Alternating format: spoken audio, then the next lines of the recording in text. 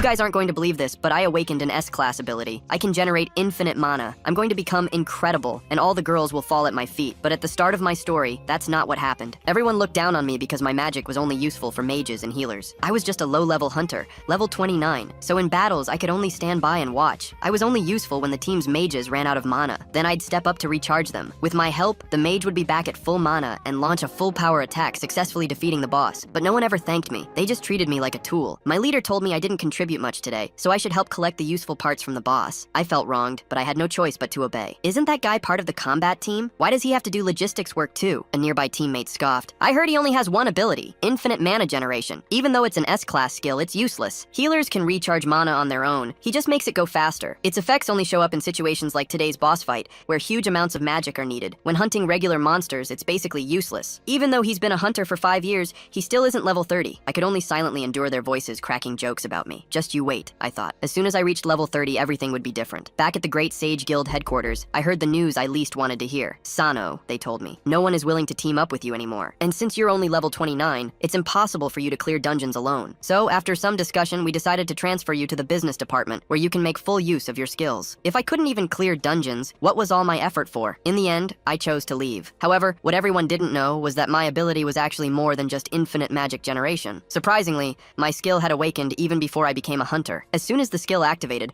a pop-up suddenly appeared in front of me. After I clicked copy, the pop-up instantly transformed into food in my hand. I thought it was an incredibly powerful skill, but after truly understanding it, I realized how terrible its drawbacks were. As soon as copied items left my body, they dissolved into streams of light and vanished. What was infuriating was that copied equipment also had level restrictions. Equipment exceeding my own level would simply fail to copy. Strangely, copied magic power didn't disappear. It could also be transferred to others for use. This led to others misunderstanding my true skill, and that's why they called it infinite magic generation. Although I was also copying others' skills, there were various conditional restrictions. Then, a news alert popped up on my phone. The Kalesia Dragon Sword would be exhibited in the island nation. This longsword had 2 special skill slots and defense-boosting effects. Its most special feature? The moment someone grabbed it, their level soared to 200, even though the equipment requirement was only level 30. However, this divine weapon, known as the legendary sword, only had 10 durability points. That was its major drawback. But for me, durability didn't matter. I could infinitely copy it. I just needed to reach level 30 within a week and touch this sword. So I joined a temporarily formed team to conquer the Giant King's spider dungeon. And there I was again, hiding behind the mage, occasionally boosting the blonde guy's mana. This blonde guy was also quite rude. Every time his mana was replenished, he'd wildly unleash ultimate attacks, not afraid of running out at all. However, I didn't care anymore. I only cared about how much more experience I needed to level up. Senior Sano, still looking at your status information? This was Ikanaga. So, a member of the Great Sage Guild. He was indeed my junior, though I, his senior, was living quite miserably. I heard he was short on money, so he joined these temporary teams to earn cash in his free time. Soon we arrived at the boss room. The boss, a level 80 giant king spider. The pressure here is intense. Can we really beat this thing? I'm incredibly nervous right now. Ikanaga. So notices my fear and tries to comfort me. Don't worry, senior. Just stay hidden in the back. Beating the giant king spider is actually pretty simple. Just be careful of its silk. If you get tangled, it's tough to break free. Also, if the spider eggs get damaged, the giant king spider will go completely berserk. Suddenly, the blonde guy nearby gets impatient. Ikanaga. So why are you explaining all this to an audience member? Let's just start already. With that, he irritably kicks a small stone at his feet, but the stone unexpectedly hits some spider silk. The giant king spider instantly senses the movement. It lets out a tremendous roar and attacks everyone. Damn it, mage! Look what you've done! Luckily, our tank blocked the attack and even managed to chop off one of the boss's legs. What are you all just standing around for? Attack! Everyone then raises their weapons and charges at the boss, unleashing their signature moves. Meanwhile, I can only hide behind them, silently cheering for my teammates. But then, an accident still happens. Just as the giant king spider uses its silk skill, that idiot blonde starts acting recklessly again. He casts a wide-range flame skill directly at the nest. The boss takes no damage thanks to the silk's protection, but the spider eggs in the nest are destroyed. Seeing this, the giant king spider goes completely berserk. It instantly spits out countless silks. Everyone is caught. They can't escape in time and get completely entangled in the silks. Why is this happening? My flames aren't working on the silks. The blonde's shouting attracts the giant king spider. It slowly walks towards him. Only then does he realize his stupidity, terrified beyond belief. No! With a scream, the blonde is gone from this world. Watching this, I'm filled with terror. My entire body is tightly bound by silks, completely unable to move. Who can save me? The giant king spider's next target is me. Staring at the monster so close, I feel utter despair. I thought this low-level dungeon would be safe, but it ended up like this. I refuse to accept this. Do you want to copy and paste? Whenever I'm about to die, my ability automatically activates. It pastes out a copy of myself from just before. The original body then disappears, but my resurrection doesn't free me from this crisis. I'm killed by the boss again. Control 5. The newly revived me immediately hides. This isn't working. What should I do? Just as I'm struggling, I hear a weak cry cry for help. It's Ikanaga. So, he's still alive, but I can barely protect myself right now. The boss is constantly approaching. I know if I don't do something, Ikanaga, so will surely die. Damn it. As a senior, how can I just watch my junior get killed? So I charge forward with my sword, heavily striking the foot the boss is about to attack. The powerful recoil knocks me to the ground. Luckily, the boss's attack is deflected because of this. Just then, a system pop-up appears. Level 30. I stare at the system panel in confusion. What's happening? How did I suddenly level up? Could my attack just now have had an effect? While I'm still in a daze, I'm killed by the boss again. Control 5. Are you kidding me? But since my attacks can damage you, I won't run anymore. Even if I die countless times, I'll defeat you. After 3 days and nights of battle, I died 50 times. Nearly all of the team's weapons were broken by me. My level has increased again, which is good news. The boss is also covered in wounds now. It's time to end this battle. I quickly dodge the boss's silk attack. When it attacks me again, I seize the opportunity. I leap up onto its giant leg,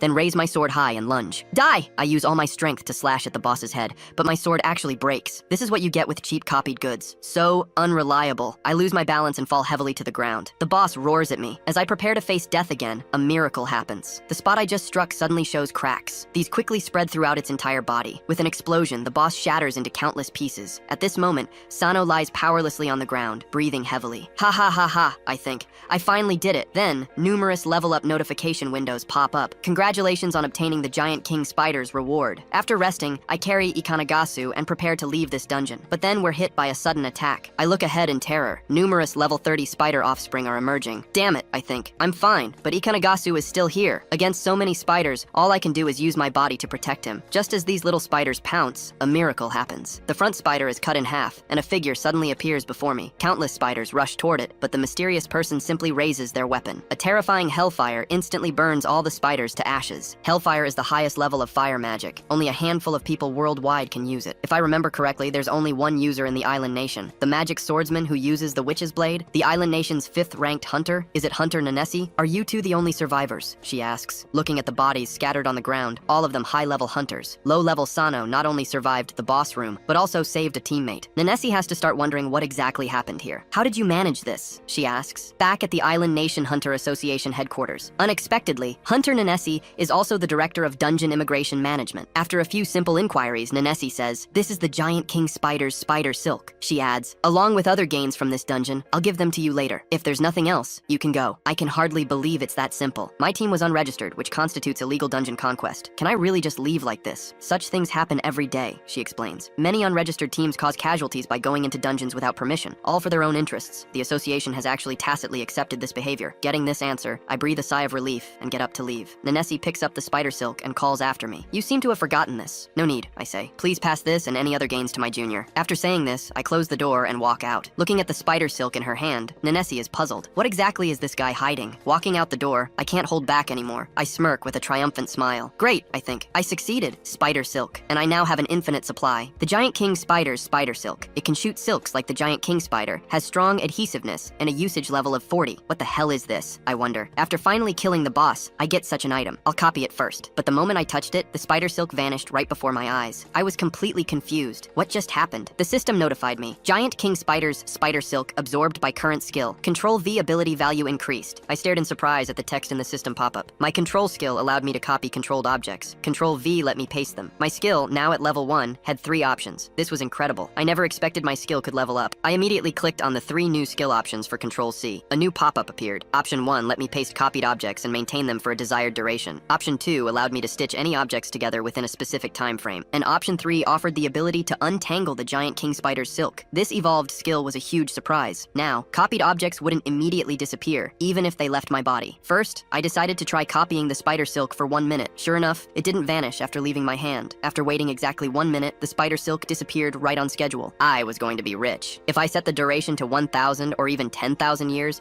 wouldn't that essentially mean it would never disappear? As I thought about the potential gains from the dungeon, I couldn't help but burst out laughing. From today on, I'm a rich man. The best life awaits me. Meanwhile, on the Rainbow Bridge, a huge truck sped along. This was the vehicle transporting the Kalesha Dragon Sword. The transport personnel included Maul Grant, a level 112 fighter, and Ares Hugh, a level 131 mage. Both belonged to the International Hunter Association. This was supposed to be the last stop for the sword's exhibition. "Do you plan to take a vacation after this ends?" Maul asked Ares. "I want to explore the island nation's dungeons. I hope you find treasure this time." Ares, however, wasn't amused. "Minding other people's business will only cause trouble," he retorted. Just then, a report crackled over the radio. "Currently passing through Rainbow Bridge Dungeon. Communication will be interrupted interrupted for about 5 minutes due to electromagnetic interference within the dungeon. Hearing this, Maul glanced out the window. The dungeon, sitting on the sea, felt so romantic to him. Ares, however, felt a sense of unease. Meanwhile, on the other side of the Rainbow Bridge dungeon, at the immigration office, 2 hunters were on guard duty. Fireball, this job is so boring, one complained. Fireball dismissively glanced at Shinoda Satoru. You're a level 21 rookie, he scoffed. You got this easy job through connections and you're still not satisfied? You should know, 3 weeks ago, a major incident occurred right here. Just then, something strange suddenly rolled to their feet. Looking closely, it was actually a slime. Shinoda Satoru quickly bent down to pick it up. It's even cuter than the ones in dungeons, he remarked. Fireball's face, however, drastically changed upon seeing this. How can a monster appear outside the dungeon? Then a figure suddenly appeared nearby. Fireball looked behind them in terror, only to see a huge goblin swinging a club their way. Blood instantly gushed out. And right now, I was still at the Hunter Association. I was studying my information panel. Thanks to the massive experience gained from the dungeon conquest,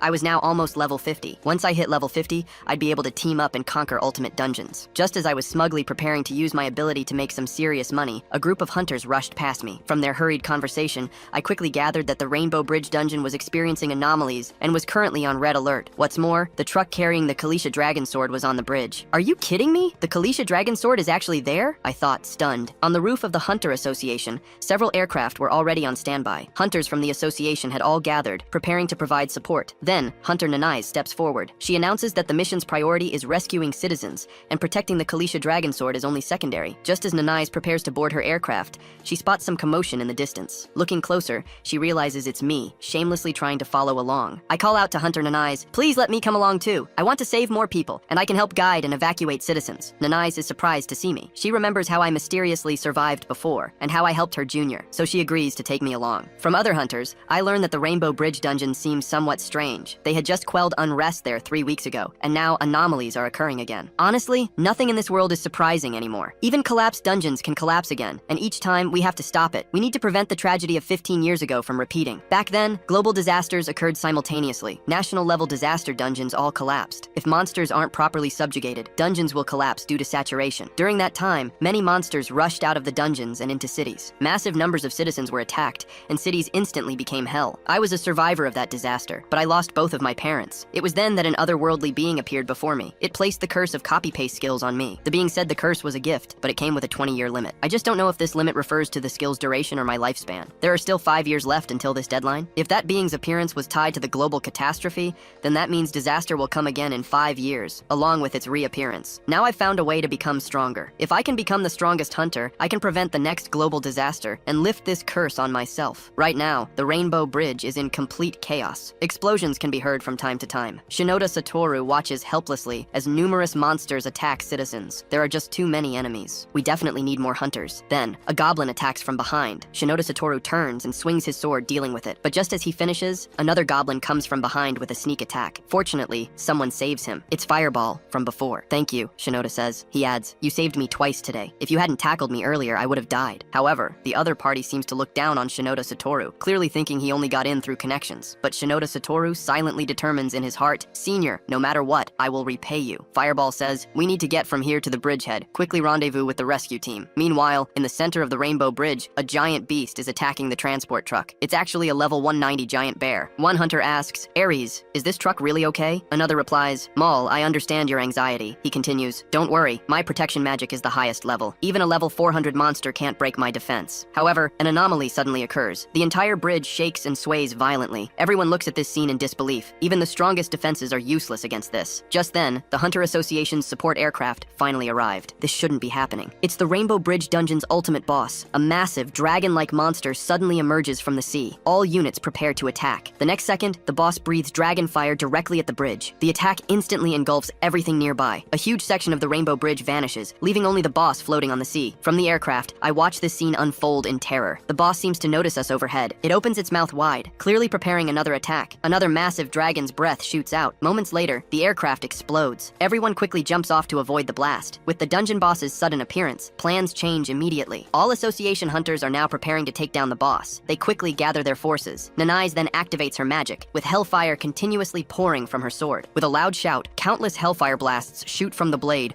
rushing straight toward the boss. Meanwhile, Sano uses his spider silk to land safely. The primary target is now the Kalisha Dragon Sword. Along the way, Sano discovers numerous monster corpses, but no sign of any hunters. As he ponders this, a loud loud shout rings out. Run! Shinoda Satoru is desperately fighting monsters directly ahead. Behind him is a badly injured Fireball. You need to leave now or you'll die too, Fireball urges. However, Shinoda Satoru refuses to abandon his teammate. You idiot. Do you know why low-level monsters show up in high-level dungeons? Fireball asks. They appear in groups, and their combined strength rivals high-level monsters. If you don't run now, it'll be too late. But it's already too late. They're wolf demons, level 15, individually low-level, but they usually appear in packs. Their combined strength is comparable to high-level monsters. Behind them, countless more wolf demons are approaching. Still, Shinoda Satoru has no regrets. My senior protected me before, Shinoda Satoru thinks. This time, I'll protect them. Sano watches the scene from afar, remembering a time he saved his own junior. His departing steps halt once more. Suddenly, they're surrounded by wolf demons. Shinoda Satoru struggles to resist, but there are simply too many monsters. Just as a wolf demon prepares to pounce on Shinoda Satoru, Sano arrives, tackling the monster away. Are you okay? Sano asks. Shinoda Satoru is surprised by Sano's sudden appearance, but his terror doesn't disappear. Numerous wolf demons are closing in. Thanks for the help, Shinoda Satoru replies. Let's get out of here. That pack of demons is difficult even for high-level hunters to handle. However, Sano just stands quietly in place, a small smile on his face. Oh really? Perfect, he says. Shinoda Satoru is puzzled by these words. As a group of wolf demons pounces toward him, Sano pulls up his system panel. He remains perfectly calm. In an instant, Sano is completely submerged within the wolf demon pack. Shinoda Satoru was terrified by what he saw. But then, countless spider silks suddenly bound all the wolf demons. Sano emerged from the wolf pack. The effect was impressive. The spider silk continuously contracted, binding the demons tighter and tighter. A huge spectacle unfolded before their eyes. Shinoda Satoru watched it all in shock, followed by the system's level-up notification sound. What kind of skill was that? He took down so many monsters in one go. But now, Sano faced a dilemma. If he left the two here, they'd probably be attacked by monsters again. Sano had important matters to attend to. He couldn't just drag two people along with him. What should he do? He could only do one thing. Sano then pulled out a bottle containing a red liquid. Fireball took the bottle, looking confused. This is a mid-level potion, Sano explained. Taking it can heal your injuries. Fireball was surprised to hear this. Why are you giving me something so precious? He asked. Because it's a senior's responsibility to safely bring their juniors back. Shinoda Satoru was instantly moved. Thank you so much, he said. I'll definitely repay your kindness. Sano was about to leave. He suddenly turned to Shinoda Satoru, a silly smile on his face. If you want to repay me, Sano said, could you tell me which way the International Hunter Association's transport vehicle is? I have a terrible sense of direction. Shinoda Satoru was stunned. He hadn't expected his savior to be directionally challenged. Meanwhile, on the other side of Rainbow Bridge, a group of mysterious people were rushing toward the center. The boss's appearance was completely unexpected. One wrong move, and they'd lose everything. Nace and the association would prioritize taking down the boss. That's because subjugating the boss was the fastest way to calm the dungeon. They planned to use this opportunity to steal the Calesia Dragon Sword. Back at the center of Rainbow Bridge, the giant monster bear was still frantically attacking. Then, Ares cast another sleep spell. The giant bear fell to the ground, immediately falling asleep. Put him to sleep again? Someone wondered. He's a hunter, but clearly a pacifist. Just then, a round iron ball flew toward them. Fortunately, Maul noticed it in time. He cut the flying iron ball in half with one strike. I knew you'd come, Maul said. This had happened several times during the Come Out Bandits touring exhibition. Then, a group of black-clothed figures emerged from the darkness. One of them, with sharp senses, challenged, I'd really like to spar with you. With that, he leapt forward. Maul quickly raised his sword to block. Don't underestimate guard work, Maul warned. Maul swung his sword, but the opponent easily dodged and retreated. Maul immediately pursued them. Ares hurriedly called out to stop him, but it was too late. Maul suddenly lost control of his body, and blood began to spurt. What's happening to me? He gasped. Ares quickly ran over. Those guys used poison pills, he explained. Once poisoned,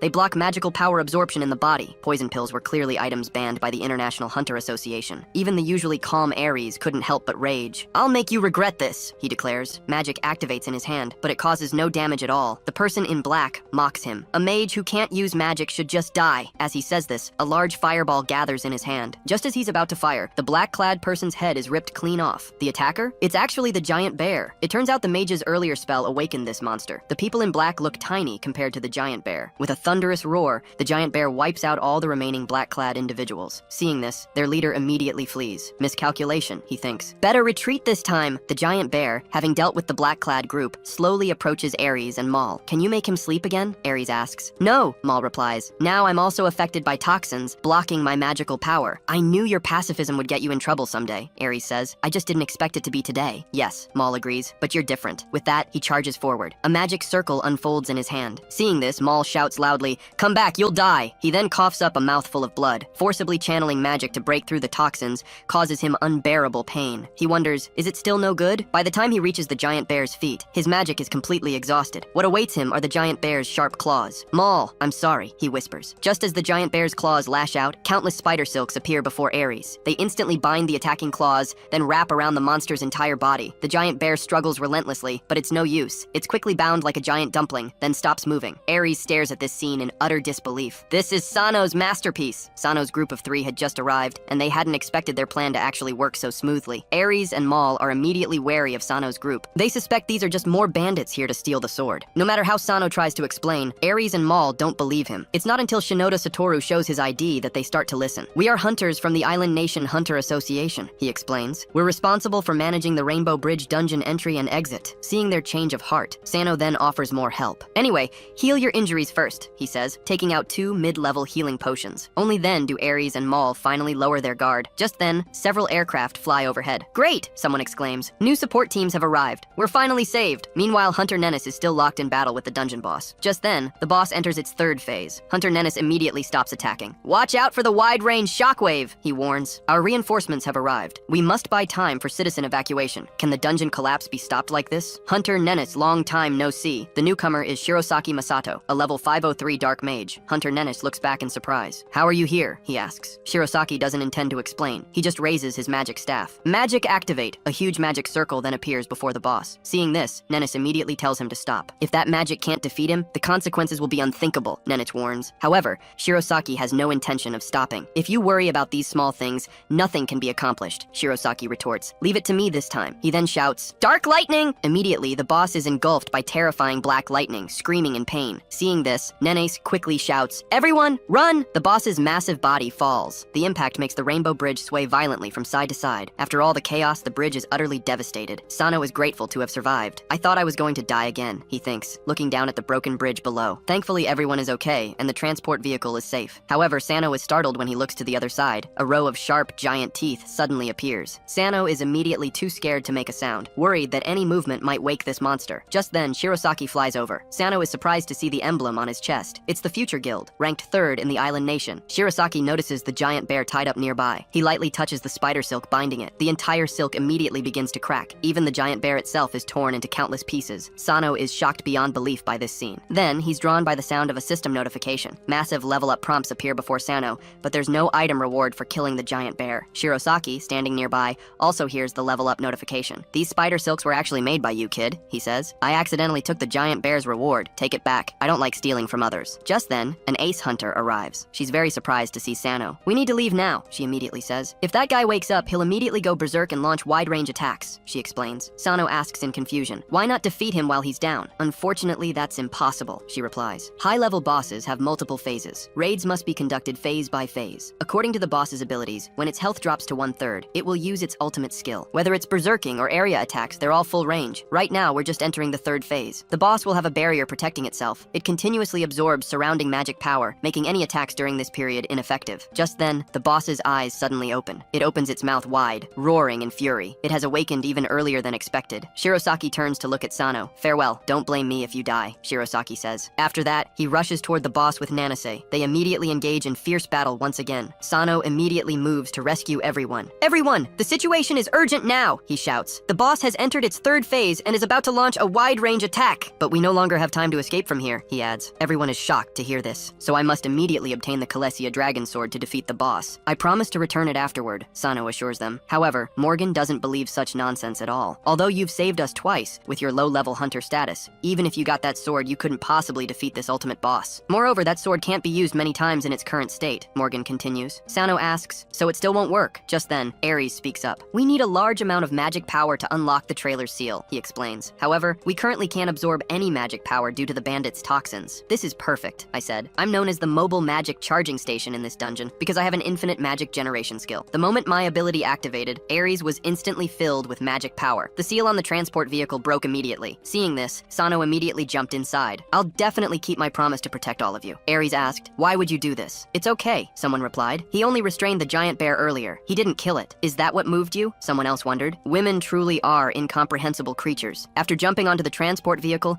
I was extremely excited. The Kalesia Dragon Sword was finally within reach. But just then, the bandit from before suddenly appeared behind me, blade raised to strike. By the time Sano realized the danger, it was already too late. The bandit directly stabbed him in the chest. Sano immediately fell inside the vehicle. The treasure sword was finally his. As the bandit slowly opened the treasure chest, a pitch-black, long sword lay within. A system message popped up. When the user dies, the giant foot spider's silk will randomly dissolve. True to the message, the spider's silk broke, and the entire entire transport vehicle plunged into the water, continuously sinking into the pitch-black depths. Are you sure you want to claim the object? As the assassin reached for the Calicia dragon sword, Sano took the opportunity to revive and stand up. He then stabbed the assassin through from behind with a single sword. I'm the kind of person who repays kindness with kindness and revenge with revenge. Sano had finally gotten the Calicia dragon sword. He immediately used his Control-C skill to copy it. However, a system warning popped up. Due to the user's level not meeting the target requirements, the object cannot be copied, it stated. Sano looked at the system window in disbelief. How is this possible? Logically, this sword's level requirement is 30, and I'm over level 50 now. I should definitely meet the requirements. But just then, another accident occurred. The assassin from before wasn't actually dead. He viciously struck Sano with his blade,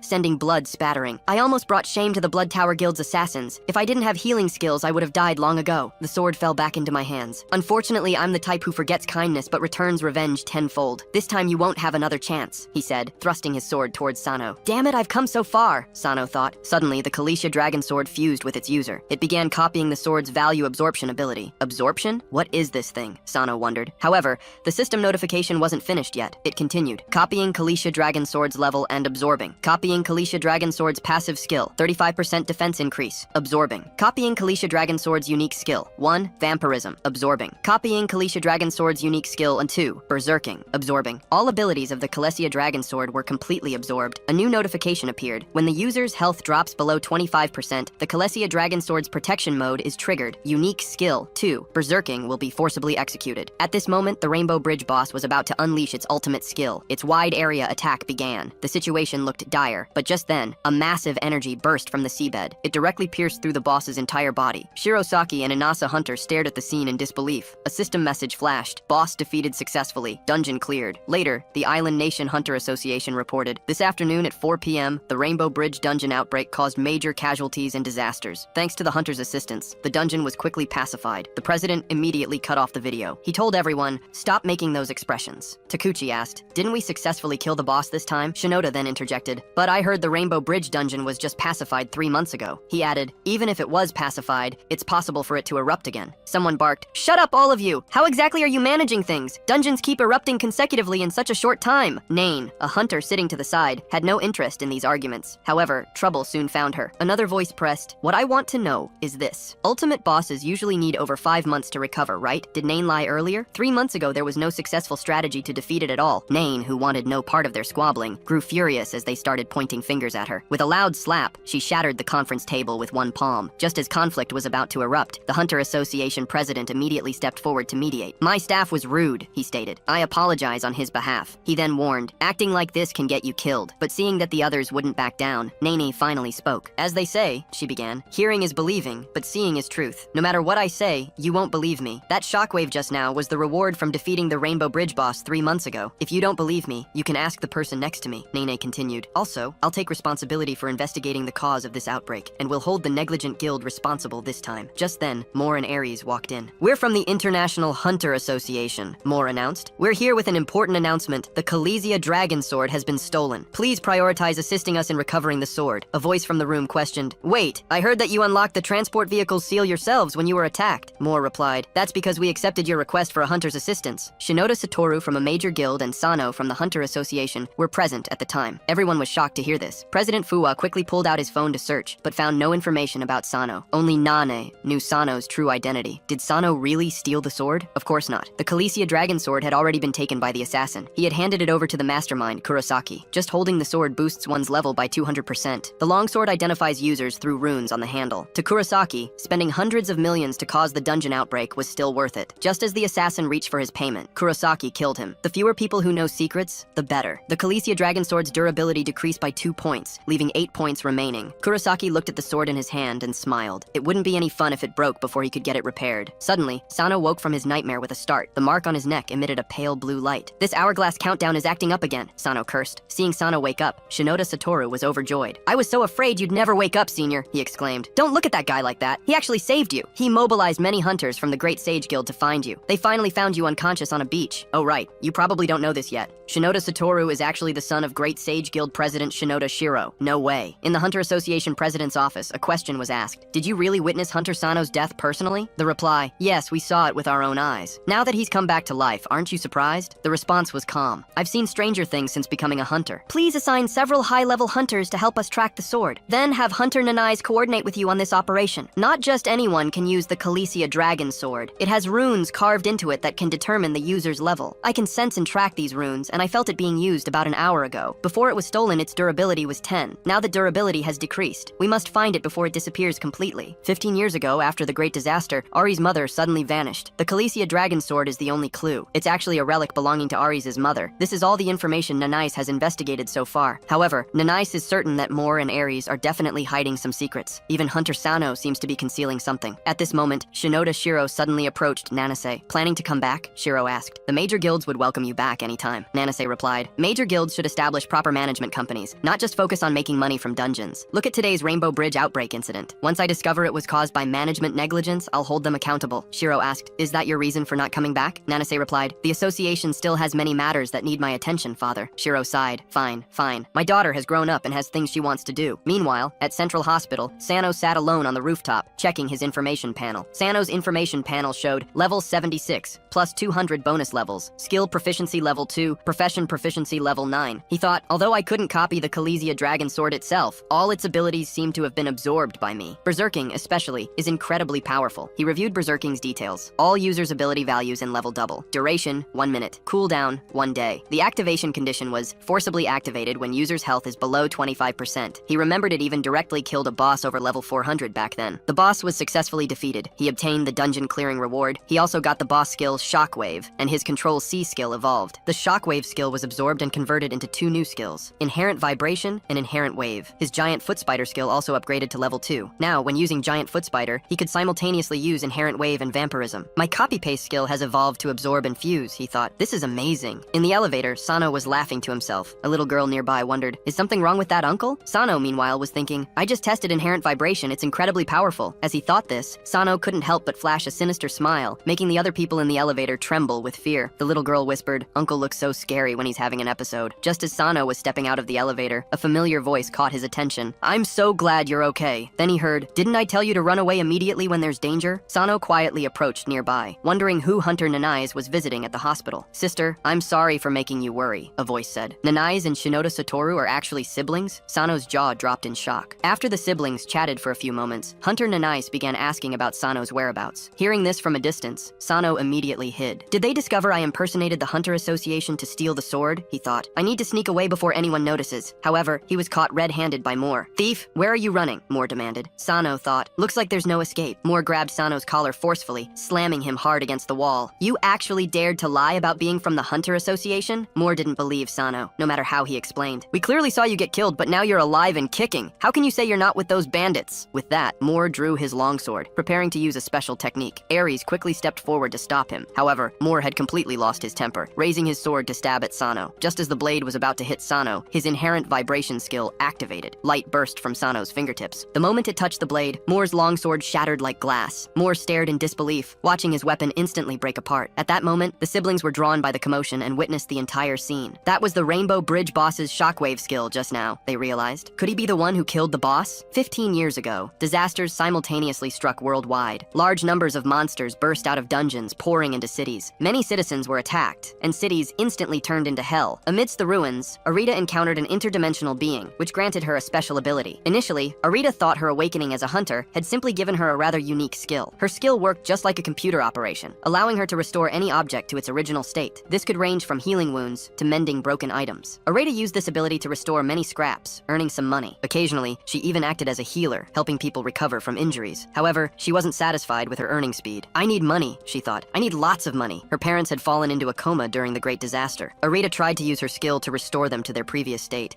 but it required massive amounts of magic power. Without enough magic, she could only heal minor injuries. Only hunters could absorb magic power themselves. To get what she needed, Arita joined a hunter team, handling their logistics and sometimes acting as their healer. As an ordinary person who hadn't awakened, it was like facing lions empty-handed, constantly accompanied by danger. She was just trying to get a share of magic power. Even so, her companions often mocked her. During one dungeon raid, their team suffered devastating losses. Only a badly wounded Arita survived, looking at her dying teammates. She didn't heal them. Instead, she collected the equipment they had dropped. I'm sick of this life, she declared. Just then, a man suddenly appeared before Arita. I heard you need magic power, he said. Make a contract with me. I'm called Kurosaki. And just like that, Arita Sara was taken away by him, eventually becoming a member of the idol group IF. I really envy you, someone remarked. Being able to eat so So much delicious food 3 times a day while maintaining your figure. What a blessing. I still remember the first time I saw you, Kurosaki continued. There was a guy about to die right in front of you, but you only cared about looting equipment from him. That's when I knew we were the same type. To avoid misunderstandings, Kurosaki added, let me state up front. As long as this contract exists, I won't interfere with whatever you do. Then why do you want me to go to the dungeon with you this time? Areta asked. Kurosaki took out the Kaleshia dragon sword. To repair it and use your ability to restore it, he explained, requires massive amounts of magic power. I guarantee this is the last time I'll ask you to go to a dungeon. Hearing this, Areta Sara became extremely excited. Are you saying the infinite item generation is in that dungeon? She asked. Yes, we found it, Kurosaki confirmed. Although our contract is to avoid having you go into dungeons as much as possible, this time you must come with me, and I promise, it will be the last time. Sano and his group, soon after, everyone arrived at the Future Guild headquarters. The person Nanasa mentioned was actually Shirosaki. Even though the Future Guild is the country's second largest, and its reputation isn't the best, their dungeon strategy, management, and intelligence are still considered world-class. Shirosaki walked into the office to meet them. According to the Future Guild's investigation, Blood Tower is a very mysterious organization. They've recently set their sights on the Gargoyle Snow Mountain dungeon. This particular dungeon was discovered 15 years ago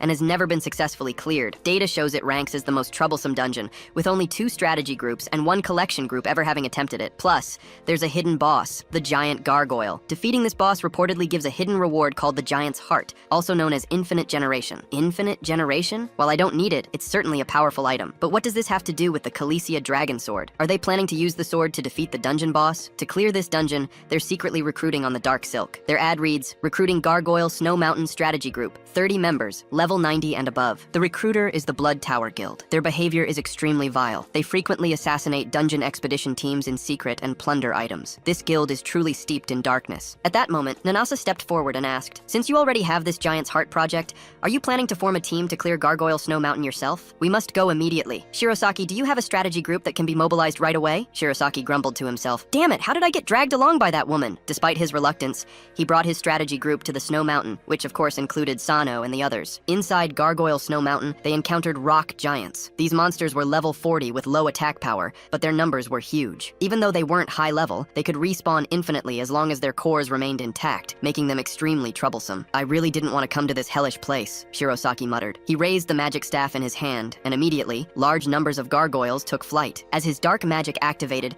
the airborne gargoyles rapidly converged toward the center. Explode! He commanded. The next second, a massive explosion rang out, and the gargoyles instantly turned to rubble. After clearing the area, he turned to his teammates. Remember to destroy the cores that fall down, he instructed. The future guild hunters instantly relaxed, knowing their captain was on the job. It's so easy, a team member exclaimed. Just like that, Shirosaki relied on his dark magic to continuously clear out the monsters. Sano witnessed all this from a distance, feeling completely speechless. He had been so resistant earlier, but now he'd become the most enthusiastic person here. According to Ares' investigation, this dungeon should be an inductive type. Dungeons are generally divided by areas. For ordinary dungeons, if you're familiar with the routes, you can bypass some areas and directly challenge the final boss. But in inductive dungeons, you must clear each area in order. If you fail midway, hidden areas simply won't appear. That means we must defeat a certain number of gargoyles here before the boss will even show up. The boss will only appear in the hidden area afterward, and they needed to be fast. If the reward for defeating this boss was the key to entering that hidden area, then they had to get it before the Blood Tower Guild. Sano, however, didn't care about any hidden boss. He had only one purpose for coming here, to help Ares get back the Kaleshia dragon sword. Sano activated Control 5, unleashing giant foot spider silk. Instantly, countless spider silk entangled the gargoyles. As the spider silk took hold, inherent wave activated simultaneously, instantly crushing the gargoyles to pieces. He even struck a cool pose. Real men never look back at explosions. Meanwhile, Ares used ice magic, instantly freezing all the gargoyles ahead. Combined with Moore's slashing attacks,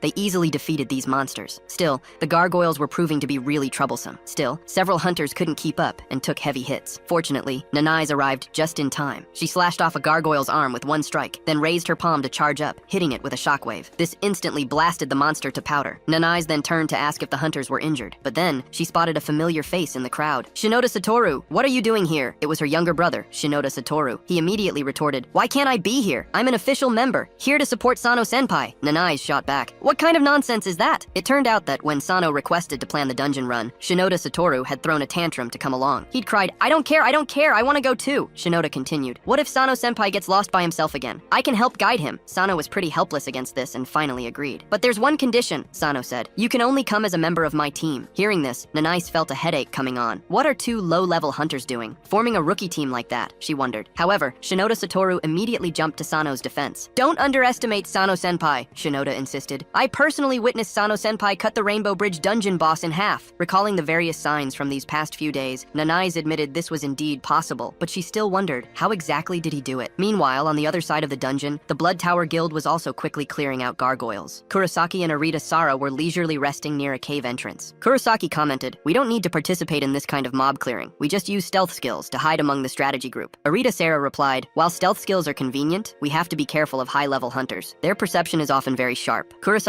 then turned to Arita Sara. "How's the magic absorption going?" "This is a high-grade magic transmitter," Arita Sara explained, "and it was very expensive." She continued, "You need to defeat 100 low-level monsters to fill it up. In the previous Rainbow Bridge dungeon, I used 10 of these to trigger an outbreak. Restoring the Calicia Dragon Sword will require about twice that amount," she added. Arita Sara then stated, "So you want to restore this sword to use it to defeat the hidden boss here?" She continued, "From what I understand, there's a very powerful barrier in this hidden dungeon, and the only way to break it is with the Calicia Dragon Sword. I'm curious where you got this information from," she pressed. However, Kurosaki wasn't planning to answer that question. "You just need to restore what I want," he said firmly. "Don't worry too much about the details." Arita Sara thought to herself, "Your eyes are so scary." She silently resolved, "As long as this contract exists, I don't care what Kurosaki does. As long as I can get enough magic power to restore my parents, I'm willing to do anything." Last night, after they defeated about 200 gargoyles, a mutation occurred. The ground began to crack, and countless gargoyle fragments flew forward. A terrifying monster stared at them from the darkness. Suddenly, a huge monster appeared before everyone. It was the Curveball, a gargoyle snow mountain boss, level 150. The boss extended its giant hand toward them. "Damn it," someone cursed. "This boss is way too big." Just then, Kurosaki stepped forward. He hit the boss with dark magic, instantly shattering it to pieces. "Amazing," someone exclaimed. "He finished it with just one hit." The surrounding debris immediately began converging toward the center. The two hunters nearby froze in fear. At this point, the boss had basically recovered. "Oh no!" Kurosaki hurriedly used dark magic again, shattering it once more. However, the core remained intact. Just then, Sano seized the opportunity. He directly used giant foot spider silk on the core. Countless strands of spider silk wound toward it. However, the speed and strength were too weak to stop the boss's recovery. The boss now seemed even more powerful. "Damn it," someone cursed. "Each recovery absorbs the surrounding gargoyle debris. We need to think of something fast." Just then, Nini swung her spear using hellfire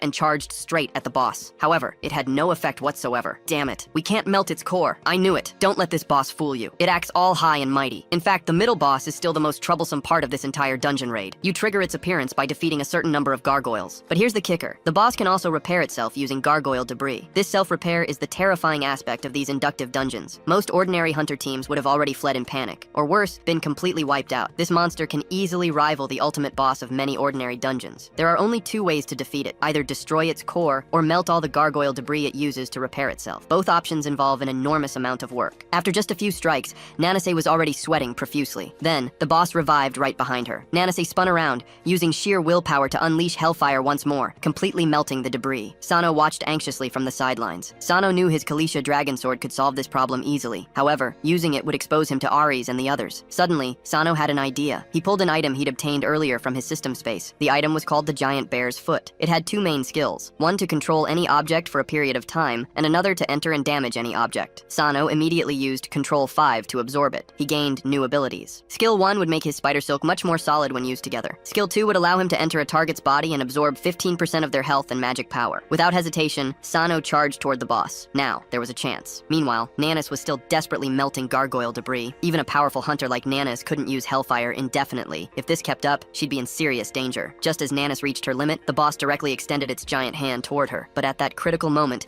countless strands of spider silk suddenly shot out, binding the boss like a mummy. It was just in time. Everyone watched the scene unfold in disbelief. Sano urgently called out to Shirosaki, requesting another attack. He needed Shirosaki to strike while he focused on stopping the core's movement. Shirosaki didn't hesitate, immediately activating his dark magic. The boss was shattered to pieces once more. The moment the core appeared, countless strands of spider silk instantly wrapped around it, sealing it tightly. This blocked any contact between the core and the surrounding debris. It was a success. Shirosaki couldn't believe his eyes. They had actually managed to trap a high-level boss using such low-level items. Everyone cheered at the incredible sight. Not far from the battlefield, Kurosaki and Arita Sara had been watching, planning to swoop in and reap the benefits. However, Sano's sudden use of spider silk had completely disrupted their strategy. "Stop collecting magic power," Arita Sara ordered. "Advance the plan. Prepare for combat operations." Immediately, all the hidden Blood Tower guild hunters began to move. Because of that strange guy, things had taken an unexpected turn. Now seizing the core would be very troublesome. It looks like I'll have to act personally. Just as Sano asked who should destroy the core, everyone unanimously agreed. "Since you captured it, you should destroy it." Sano didn't refuse. After all, he really needed that reward. With one swift sword thrust, the core instantly shattered. The moving gargoyle was finally finally defeated. Instantly, countless level-up notification sounds rang out for everyone. A system notification confirmed, you destroyed the moving gargoyle's core. You received a reward, the key to close the heart. This key lets you open the dark door that seals the giant's heart. You also instantly obtained the key to a hidden area. Sano's level skyrocketed from 85 to 285, along with his skill proficiency reaching level 5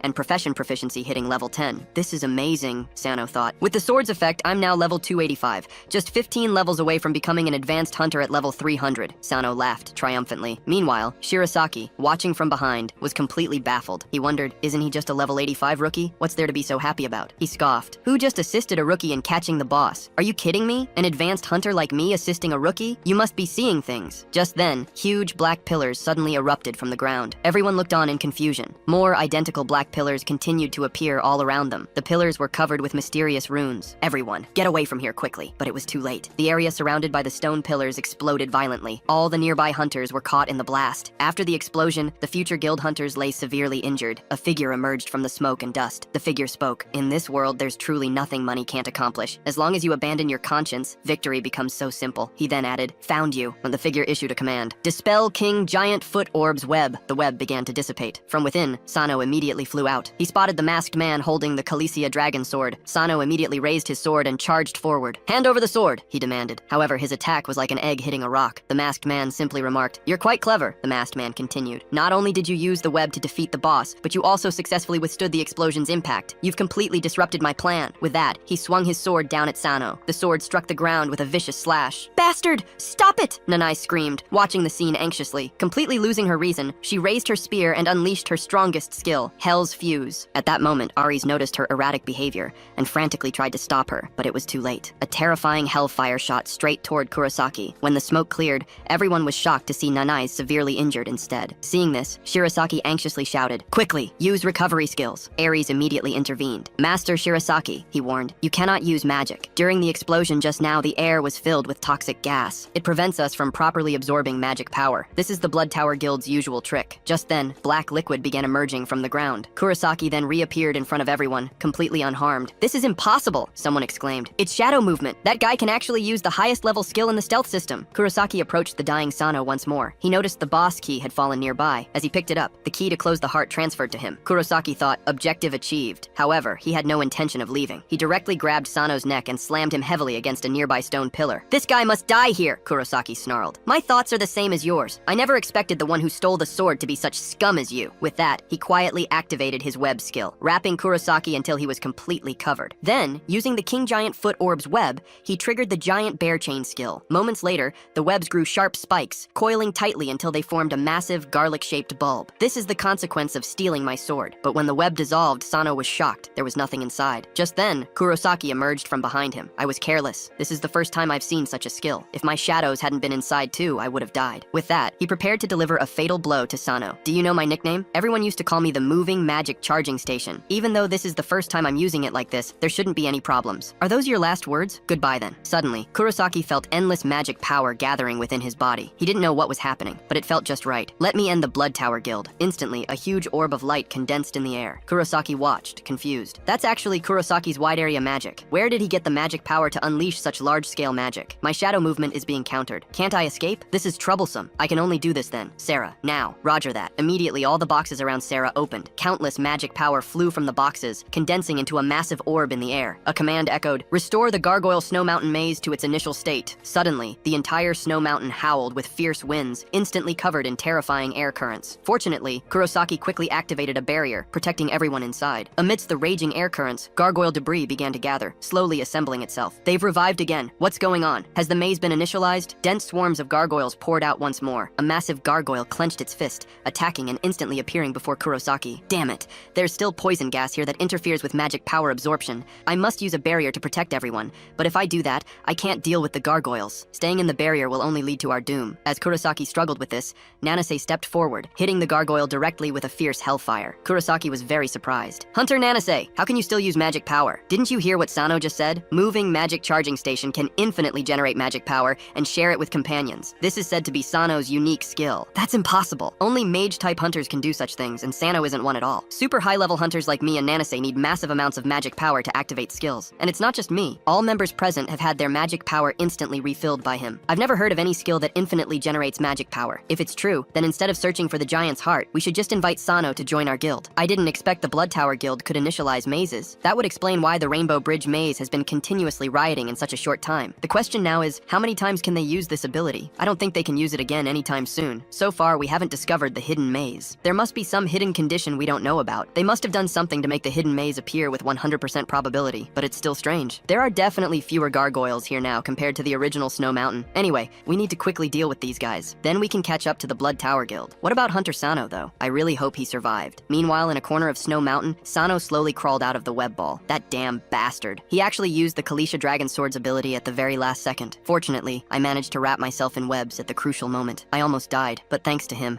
I now know how to draw out the sword's power. Speaking of which, this place is all white. Which way should I even go? Meanwhile, at the Hunter Association in the Island Nation, President Shinoda don't worry too much. President Shirasaki from Future Guild is also with them after all. Getting involved with the Blood Tower Guild is always a big problem. We still have far too little information about that guy. We just received a message. The Blood Tower Guild seems to have connections with the Star Stadium Guild. How is that possible? Are you sure you're talking about the world-class Hunter Guild, Star Stadium? That maze was part of the maze riots from the Great Disaster 15 years ago. The gargoyles that crawled out back then were more terrifying than any demon from hell. Hunter Nishimoto Tomoka, one of the world's strongest mages, was the one who sealed them. Without Hunter Nishimoto's sacrifice, the consequences would have been unimaginable. The giant's heart, sealed in that hidden maze, is now getting global attention. Both the Star Stadium Guild and the Blood Tower Guild are groups that will do anything to achieve their goals. So it's not surprising they'd team up. Also, Aries from the International Hunter Association is actually Hunter Nishimoto's daughter. This time, she seems to want to investigate the truth behind her mother's death. But Hunter Nishimoto hasn't been officially declared dead, has she? What are you saying? After all these years, could she possibly still be alive? 5 years ago, a survivor actually walked out of this maze. He said he thought he'd seen Hunter Nishimoto's figure. The other two were immediately shocked. Interestingly, that hidden maze actually has several entrances. Just then, someone burst through the door. "President, this is terrible! The maze has gone red!" The person immediately turned on the TV. The screen showed complete chaos. A maze outbreak had suddenly occurred in the city center. Large numbers of citizens were fleeing, and the monsters that appeared were actually Snow Mountain gargoyles. What on earth is happening? Meanwhile, deep in the Snow Mountain, Blood Tower Guild members were steadily advancing. This is the first time I've seen Mr. Kurosaki injured. Will there be problems with our upcoming strategy? That's not for you to worry about. Soon, everyone arrived at the hidden maze within Gargoyle Snow Mountain. Shinoda Satoru used stealth skills to follow close behind them. So this is the hidden area? The Blood Tower Guild personnel approached the maze entrance, but they were blocked by an invisible wall. "Boss, we can't seem to get through here. We're blocked." The Star Stadium Guild truly lives up to being a world-class guild. The information they provided is completely accurate. This is the masterpiece of Nishimoto Tomoka, the strongest mage hunter from 15 years ago. The giant's heart is sealed here, in the hidden maze. Everyone, prepare to break the seal. Don't let your guard down. Blood Tower Guild members immediately scattered to deploy. Arita started getting the sword ready for restoration. Just then, Kurosaki seemed to sense someone following them. Who would be foolish enough to sneak around and pursue the Blood Tower Guild? Shinoda Satoru was terrified. "Was I discovered? I don't want to die." The next second, Kurosaki raised his sword and slashed downward. Meanwhile, on the other side of the snowy landscape, a cute little stone was hunting. It found a Snow Mountain berserk rabbit. These level 30 creatures live near hidden mazes and often go berserk from hunger, dropping magic stones when defeated. One hit was all it took. A red magic stone immediately dropped. Little Stone quickly went to pick it up, then scurried away, soon reaching its master. Turns out, its master was Sano. "Well done! Eat it," Sano said. At his command, Little Stone promptly tossed the magic stone into its mouth and started chewing. This little stone was actually created from the core of a previous boss, the moving gargoyle. Injecting magic power into it creates a gargoyle. Its first skill allows it to freely change its appearance. Its second skill lets it transform into armor to protect its master. The third skill allows the user to share senses with the gargoyle, including vision and hearing. The higher its level, the wider the sharing range. Sano gazed proudly at the core in his hand. "This is incredible," he thought. "One core, one gargoyle. If I could somehow copy many of these, I'd have an army all by myself. I could solo attack mazes in the future," he mused. A Snow Mountain gargoyle, when upgraded to level 10, can freely change shape and share senses with its master. Just then, Little Stone suddenly sensed someone approaching, and it darted towards the newcomer. Turns out, the newcomer was Shinoda Satoru. Shinoda Satoru saw Sano and excitedly hugged him. "I thought I'd never see you again," Shinoda Satoru exclaimed. "When I realized the Blood Tower Guild had found the hidden maze, I immediately thought of you. I was so scared then, I thought they had discovered me. But then they discovered another stalker instead, probably a future guild member. There's also a girl with them who appears to be collecting a large amount of magic power. Then they started some kind of ritual. She was responsible for initializing the maze. I thought about stopping her, but I was too scared at the time." "I'm sorry," Shinoda said. "You've already done very well," Sano replied. Shinoda continued. "By the way, that girl looked very familiar. I felt like I'd seen her before," Shinoda continued. "Speaking of which, I've been meaning to ask, is it okay for that thing to keep following us?" Sano chuckled. "Oh, I forgot to introduce you. This is my little sidekick." "This is so cute!" out, Shinoda exclaimed. I didn't expect Senior Sano to be a familiar controller too. Soon, they arrived at their destination. The hidden maze lay just across the bridge. Sano knew dealing with the Blood Tower Guild would be tough with just the two of them. Shinoda Satoru, go bring Nanase and Shirasaki here, Sano instructed. I'll stay here to monitor them. Shinoda Satoru immediately felt disappointed. He'd have to part with Senior Sano again so soon. To ensure his safety, Sano gave Shinoda Satoru the moving gargoyle's core. From now on, he's your little brother. Don't let his appearance fool you though. He's incredibly strong in battle. Shinoda Satoru was moved to tears. Can you really give me something so precious? He asked. Sano replied, it's not that precious actually. I have an unlimited supply of them. So, Shinoda Satoru left with the core and the little gargoyle. Watching them go, Sano immediately pulled out a new core. He was ready to create a brand new gargoyle, shaping its appearance exactly as he envisioned. Soon, a bird-type gargoyle was complete. Through sensory sharing, Sano could clearly see Kurosaki and the others. He watched Aratasura, who was holding the Kalisha dragon sword. Magic power continuously spurted from the collection boxes surrounding her. She used control bullshit to restore the Kalisha dragon sword's durability. At that moment, the sword's durability was only 6%. The numbers rapidly changed until they hit 100%. The Kalisha dragon sword's durability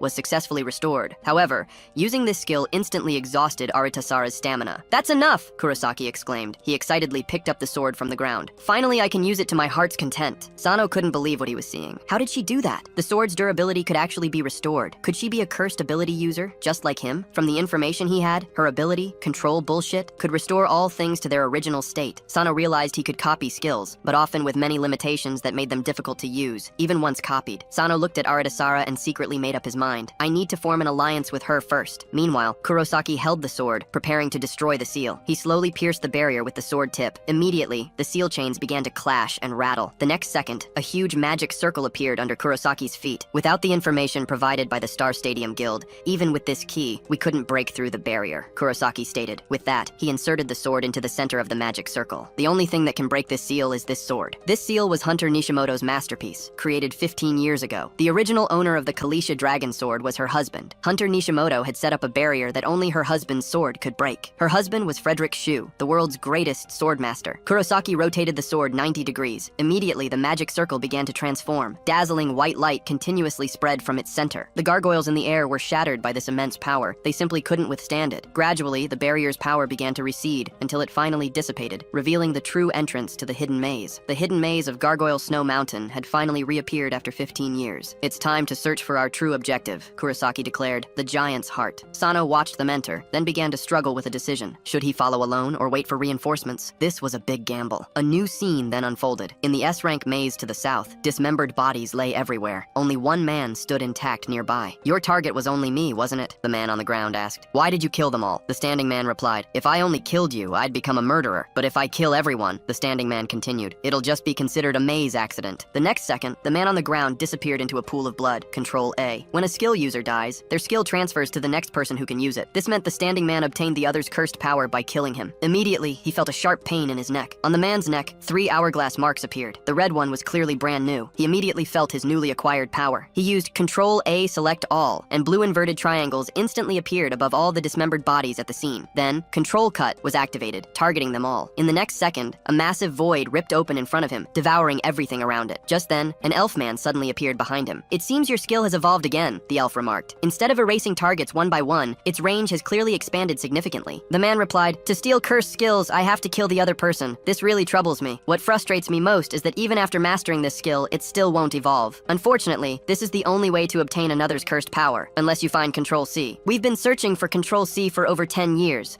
but there's been no news, the elf continued. I'm starting to doubt if Control C really exists. Believe me, he does exist in our dimensional world, the man insisted. And isn't that Control F guy searching for him? I'm sure we'll hear something soon. Our intelligence indicates that Control H is currently with the Blood Tower Guild, the elf explained. They should have already broken through the barrier set by Hunter Nishimoto. Control C is important, but you absolutely must obtain the giant's heart. It's a crucial item that will let you fully unleash the potential of your cursed power. Back in the hidden maze, the group regrouped to explore together. There were no signs of enemies anywhere. No monsters were found, and it was clear their targets hadn't entered long ago. They knew they had to quicken their pace and catch up. But then, Shinoda Satoru's feet suddenly began to glow. Oh no! It's a magic circle! Someone exclaimed. Instantly, everyone within the circle vanished. Everything happened so suddenly. Sano watched helplessly as they disappeared before his eyes. Nanase and Sano anxiously rushed to the spot. A massive magic circle then lit up on the ground with a dazzling flash of light, and they too were instantly transported. They landed in an unfamiliar place, but Shinoda Satoru and Shirasaki were nowhere to be seen. How can they not be here? We clearly followed them in immediately. Just then, a huge huge monster descended from above, aiming to swallow Sano. Nanis, reacting instantly, rushed forward. She swung her blade at the monster, instantly severing its head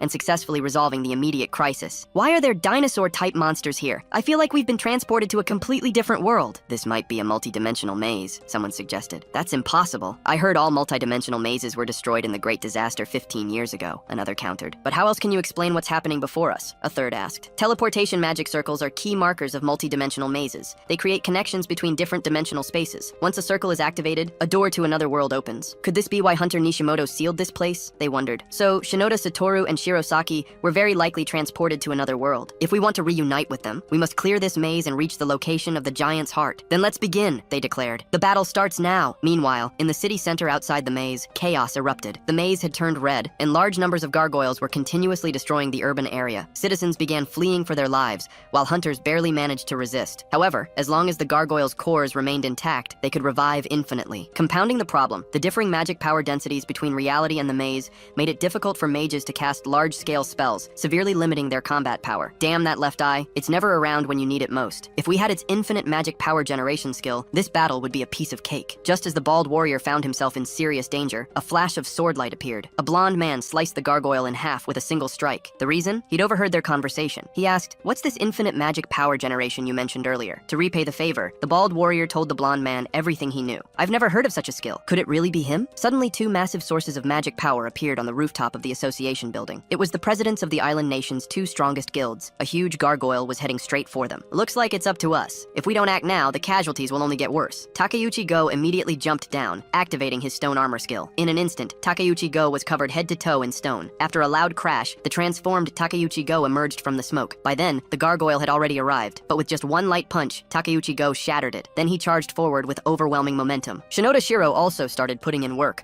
launching a magical bombardment. A brilliant magical energy impact struck the ground, clearing a path for Takeuchi Go to smoothly reach the boss. The boss swung its huge fist at Takeuchi Go, but Takeuchi Go didn't dodge. Instead, he raised his own fist to meet it head-on. One punch, then two. The boss's body gradually cracked. The next second, it shattered into fragments, revealing the red core. "I won't let that old man claim the boss for himself," he declared. With that, he crushed the core to powder. The maze riot was successfully quelled, but while they were still celebrating, the blonde man from before had already gathered some intelligence. Control F, target Takeuchi Go, doesn't use control keys. He's truly worthy of being the island nation's #1 guild president, quelling the maze riot in just a few minutes. Even without using control keys, useful information was still collected. I remember Control Plus should still be in the maze right now. I hope he didn't die in there. Meanwhile, to obtain the giant's heart, members of the Blood Tower Guild ventured into the depths of the hidden maze. Unexpectedly, countless zombies appeared. Too bad they were all small fry compared to the legendary sword. Kurosaki simply swung his sword once, eliminating them all. With the monsters cleared, they moved toward the boss room of the giant puppet heart. Immediately,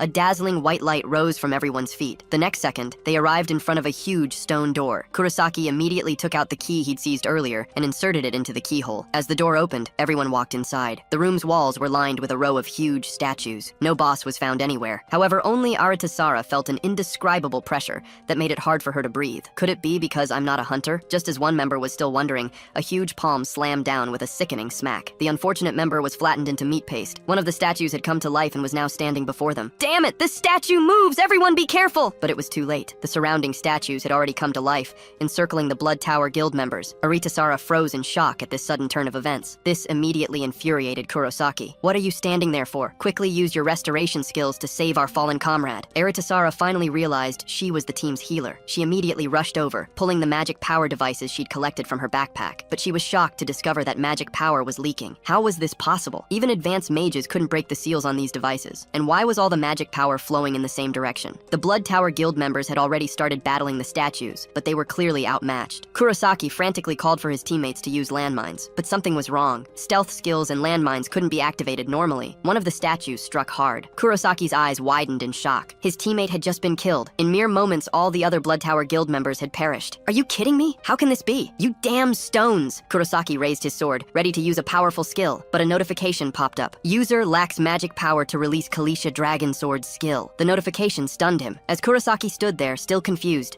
the statue's attack was already coming. Meanwhile, on the other side, Aritasara had followed the magic power flow to a platform. All the magic power was being absorbed by a cube in the center. What in the world was this thing? The moment Aritasara touched it, a huge ruby heart was revealed. Could this be the giant's heart? But why was it absorbing magic power instead of releasing it? Just then, the giant's heart suddenly reacted. Sensing danger, Aritasara immediately turned and ran, but it was too late. A red beam shot from the heart, piercing her waist. She fell to the ground in agony. The statue walked over, raising its blade high, and struck down hard. At this critical moment, Kurosaki used shadow movement to arrive just in time, blocking the attack for Aritasara. He immediately pulled out a high-grade healing potion, sprinkling it over her wound. Then he picked her up, planning to leave immediately. However, a notification sounded. The giant's heart has been activated. Now preparing for boss battle, the door began to slowly close. Kurosaki immediately tried to activate shadow movement, but another notification appeared. User lacks sufficient magic power to activate shadow movement skill. What kind of joke was this? How had his magic power vanished? If they didn't escape, they were dead. At this rate, they'd both be trapped here. Damn it, there was no choice. Kurosaki grabbed Aritasara, throwing her towards the exit with all his might. She slid roughly across the ground. Why did you choose to save me? As long as you're alive, you can restore everything, right? You idiot, I'm not a hunter. Where am I supposed to find that much magic power? When she opened her eyes again, she saw Sano appear before her. It was this guy. He seemed to be able to share his magic power with others, and Sano did exactly that, constantly transmitting magic power to her. If you have enough magic power, you should be able to heal your injuries, right? Aritasara stared wide-eyed at Sano in shock. How did he know about her skill? A few minutes later, a healed Aritasara sat quietly nearby, her hands bound. As a prisoner, and as the Blood Tower Guild's healer, she had suffered fatal injuries but recovered completely so quickly. We need to thoroughly investigate her background when we get back. What should we do now? We worked so hard to get here, but we can't even open the door. There's no choice. To open it from outside, we'd need a key. That means we'll be trapped here forever. Is this why so many people have gone missing? Nearby, Sano was actually still struggling with a thought. What should I do? I actually copied that key, but how would he explain it? He decided he'd just make something up. Sano then took out the key, but right at that moment, Aries stepped forward and gently touched the door with her hand. Surprisingly, her arm passed right through it. Both the door and Aries' robe lit up with identical runes. The next second, the door simply opened. It turns out the robe belonged to Aries' mother. It seemed to resonate with the door, allowing it to open. Nearby, Sano overheard their conversation. He realized Aries was indeed the key to this maze. He thought if he got the chance, he absolutely had to investigate this multi-dimensional maze with her. According to Aritasara's intel,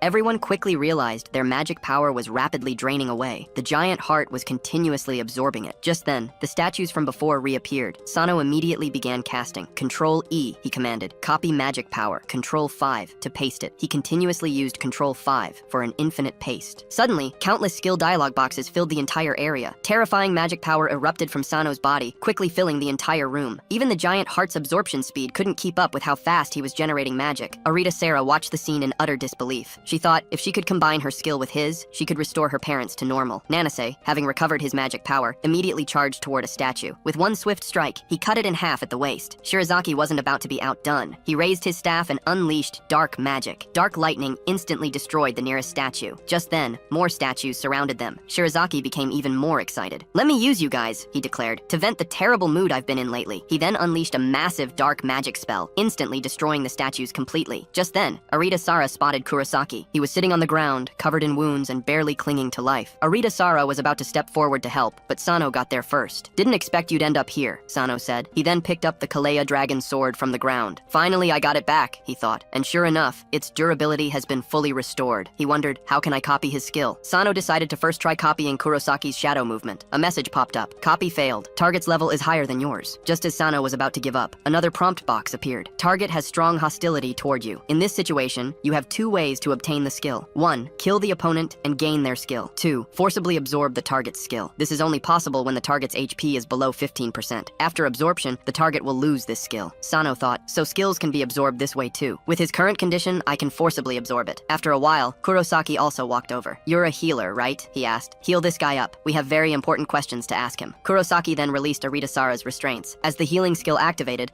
Kurosaki's arm began to regenerate. The next second, he awakened. "Seems my decision wasn't wrong," Kurosaki muttered. Immediately, his hands were bound again. "You better behave yourself," someone warned. "Or don't blame me if I get rude." "Understood. But first, we need to get out of here alive. This maze has only just begun." Suddenly, the giant heart on the platform unleashed another dazzling beam of light. Kurosaki quickly ducked to dodge it, then rapidly fled. The beam shot straight towards Nanase, instantly destroying the entire area around her. Seeing this, Shinoda Satoru rushed over. Just then, the heart fired another beam, directly at Shinoda Satoru. At this critical moment, Little Stone raced forward at lightning speed. The next second, an explosion ripped through the air. When the smoke cleared, a figure emerged. Shinoda Satoru was completely covered in stone armor, which was Little Stone's transformed form. Nanase also stood behind him, looking disheveled. Someone exclaimed, "You two merged? You actually managed to level up in such a short time. No matter how many times I see it, it really looks like Master Takuchi's stone armor skill." Rewind half an hour. Kurosaki and Shinoda Satoru had been transported to a multi-dimensional maze. Kurosaki's powerful dark magic instantly eliminated the monsters there. They even dropped a large number of rubies, which Little Stone found very appetizing. With Kurosaki's permission, Little Stone sat down and began to chew voraciously. Just like that, Little Stone leveled up. Its status read, Snow Mountain Gargoyle, now at level 2, can grow up to level 10. It currently possesses freeform change LV2 and the ability to share senses with its master LV2. Little Stone, you're amazing. You actually leveled up. Back to the present, the giant heart's attacks grew increasingly fierce. They were so powerful that even Kurosaki's protective barrier eventually broke. These beams are made of high-density magic power. Ordinary defensive magic just can't hold up against them. Just then, a furious Nenny stepped forward. He showed no fear, directly swinging his sword to split the beam that was about to hit him. Because the beam's density is so high, it can actually be split with a sword. But even doing that, we still can't get close. Since I can generate infinite magic power, the giant heart will just keep absorbing it and firing beams. But if I stop generating magic power, our own magic will quickly be drained. It's a dead end either way. There's only one way left. Let me try my newly acquired skill, Shadow Movement. If I use its ability to move through Spider Silk shadows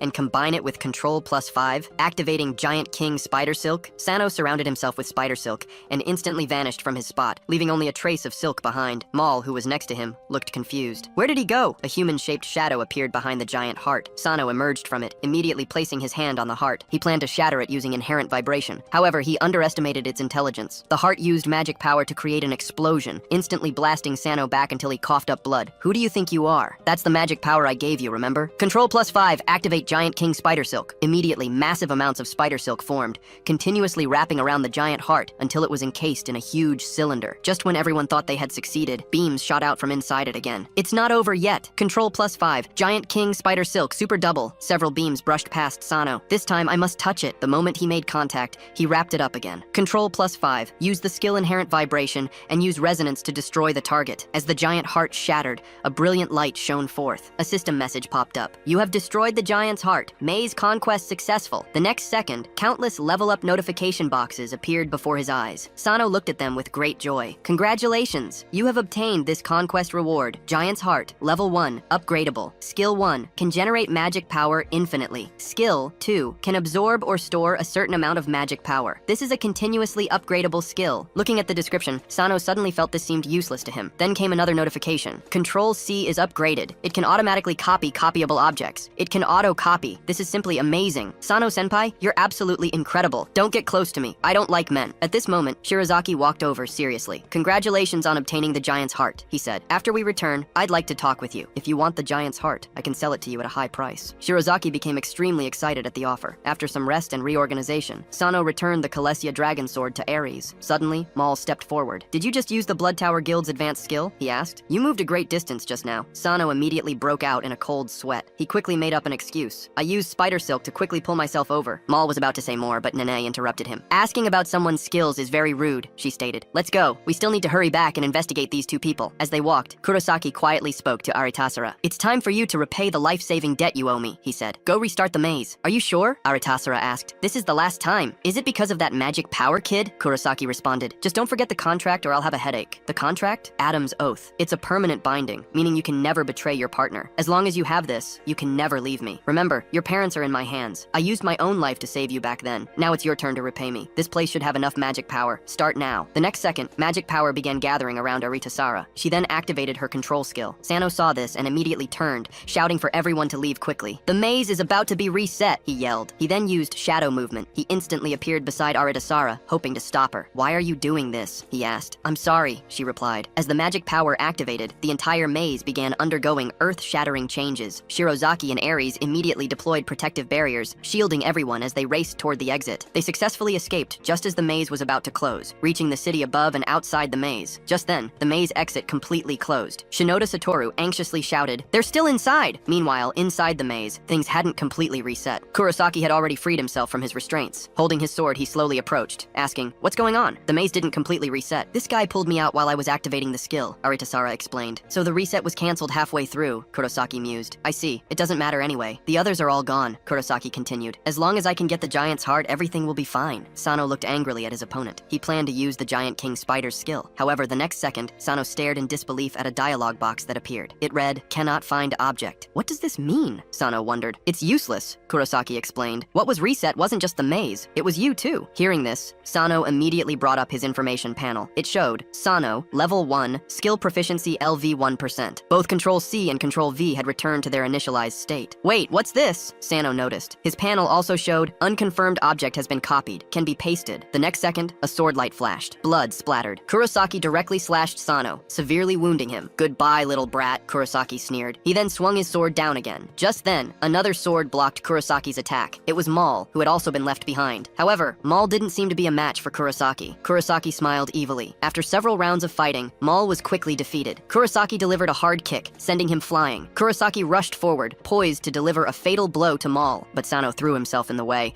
taking the hit and falling heavily to the ground. Maul stared at Sano in disbelief. "Why? He's my prey! I don't need your help! Get out of here!" Maul exclaimed. However, before he could finish speaking, Kurosaki sliced him in half from behind. Everyone watched the scene in disbelief. Sano had just died. "I knew only this guy himself was reset," Kurosaki sneered. "But the things on him are still here. I'm now the only person you can rely on. Don't look at me with that expression." Kurosaki added, "He's like this because you restored him to his initial state. I'm sure he'll thank you in the next life." The next second, a sword light flashed. Kurosaki's wrist was severed, and he let out a painful scream. Then Sano appeared, completely unharmed, right in front of Kurosaki. "I'm back again," Sano announced. "It turns out the copy of myself wasn't restored." He explained that at the moment of death, a skill automatically activated. Control 5. The skill was Paste Myself. Everyone looked on in disbelief. "What's going on?" Kurosaki yelled. "I clearly cut him in half with my own hands. What kind of skill is this, you bastard? What exactly are you?" Just then, Control 5th, Giant King Spider Silk, instantly wrapped around Kurosaki. He tried to use shadow movement to break free. However, a system message popped up. "This skill has been removed and cannot be used." Kurosaki stared wide-eyed at the prompt in the dialogue box. Too many incredible things were happening before him. "Sarah, do it again! Restart once more!" he demanded. Arita Sarah, however, no longer wanted to be an accomplice. "Have you forgotten about our contract?" Kurosaki snarled. "Move quickly if you don't want to die." At that moment, the contract bracelet on Arita Sarah's hand pulsed with electric currents, threatening her if she didn't comply. Sano noticed this change. "So this is why you're bound? A contract bracelet?" he mused. With a single step, Sano instantly appeared beside Arita Sarah. Grabbing her wrist, he activated Control 6, Inherent Vibration. The next second, the contract bracelet shattered. The shackles in Arita Sarah's heart seemed to break along with the bracelet. From now on, she was completely free from Kurosaki's control. "Now you can't command anyone," Sano declared. "Go to hell in despair." The next second, Sano used the shadow movement skill to instantly appear in front of Kurosaki. "Today, I'll use your own skill to kill you," he vowed. Kurosaki immediately disconnected. Sano picked up the giant's heart from the ground. "How many people did you kill for this thing?" he wondered aloud. "Scum like you has no right to possess it." He then used a skill to crush the giant's heart to powder. A system message appeared. "You have destroyed a high-level reward item. Congratulations, you have obtained a unique treasure." Inside the Japan Hunter Association building, a group of people were discussing the recent maze incident. It turned out the Gargoyle Snow Mountain maze was actually a multi-dimensional maze. This was alarming, as the great disaster 15 years ago was preceded by the explosion of similar multi-dimensional mazes. They hadn't expected them to reappear, especially with the seal on the Western Hunter also being lifted. This was a serious matter that needed immediate attention. However, the 7 hunters present didn't seem interested in the discussion. They just wanted to leave as soon as possible, prioritizing the investigation of the Blood Tower members. For them,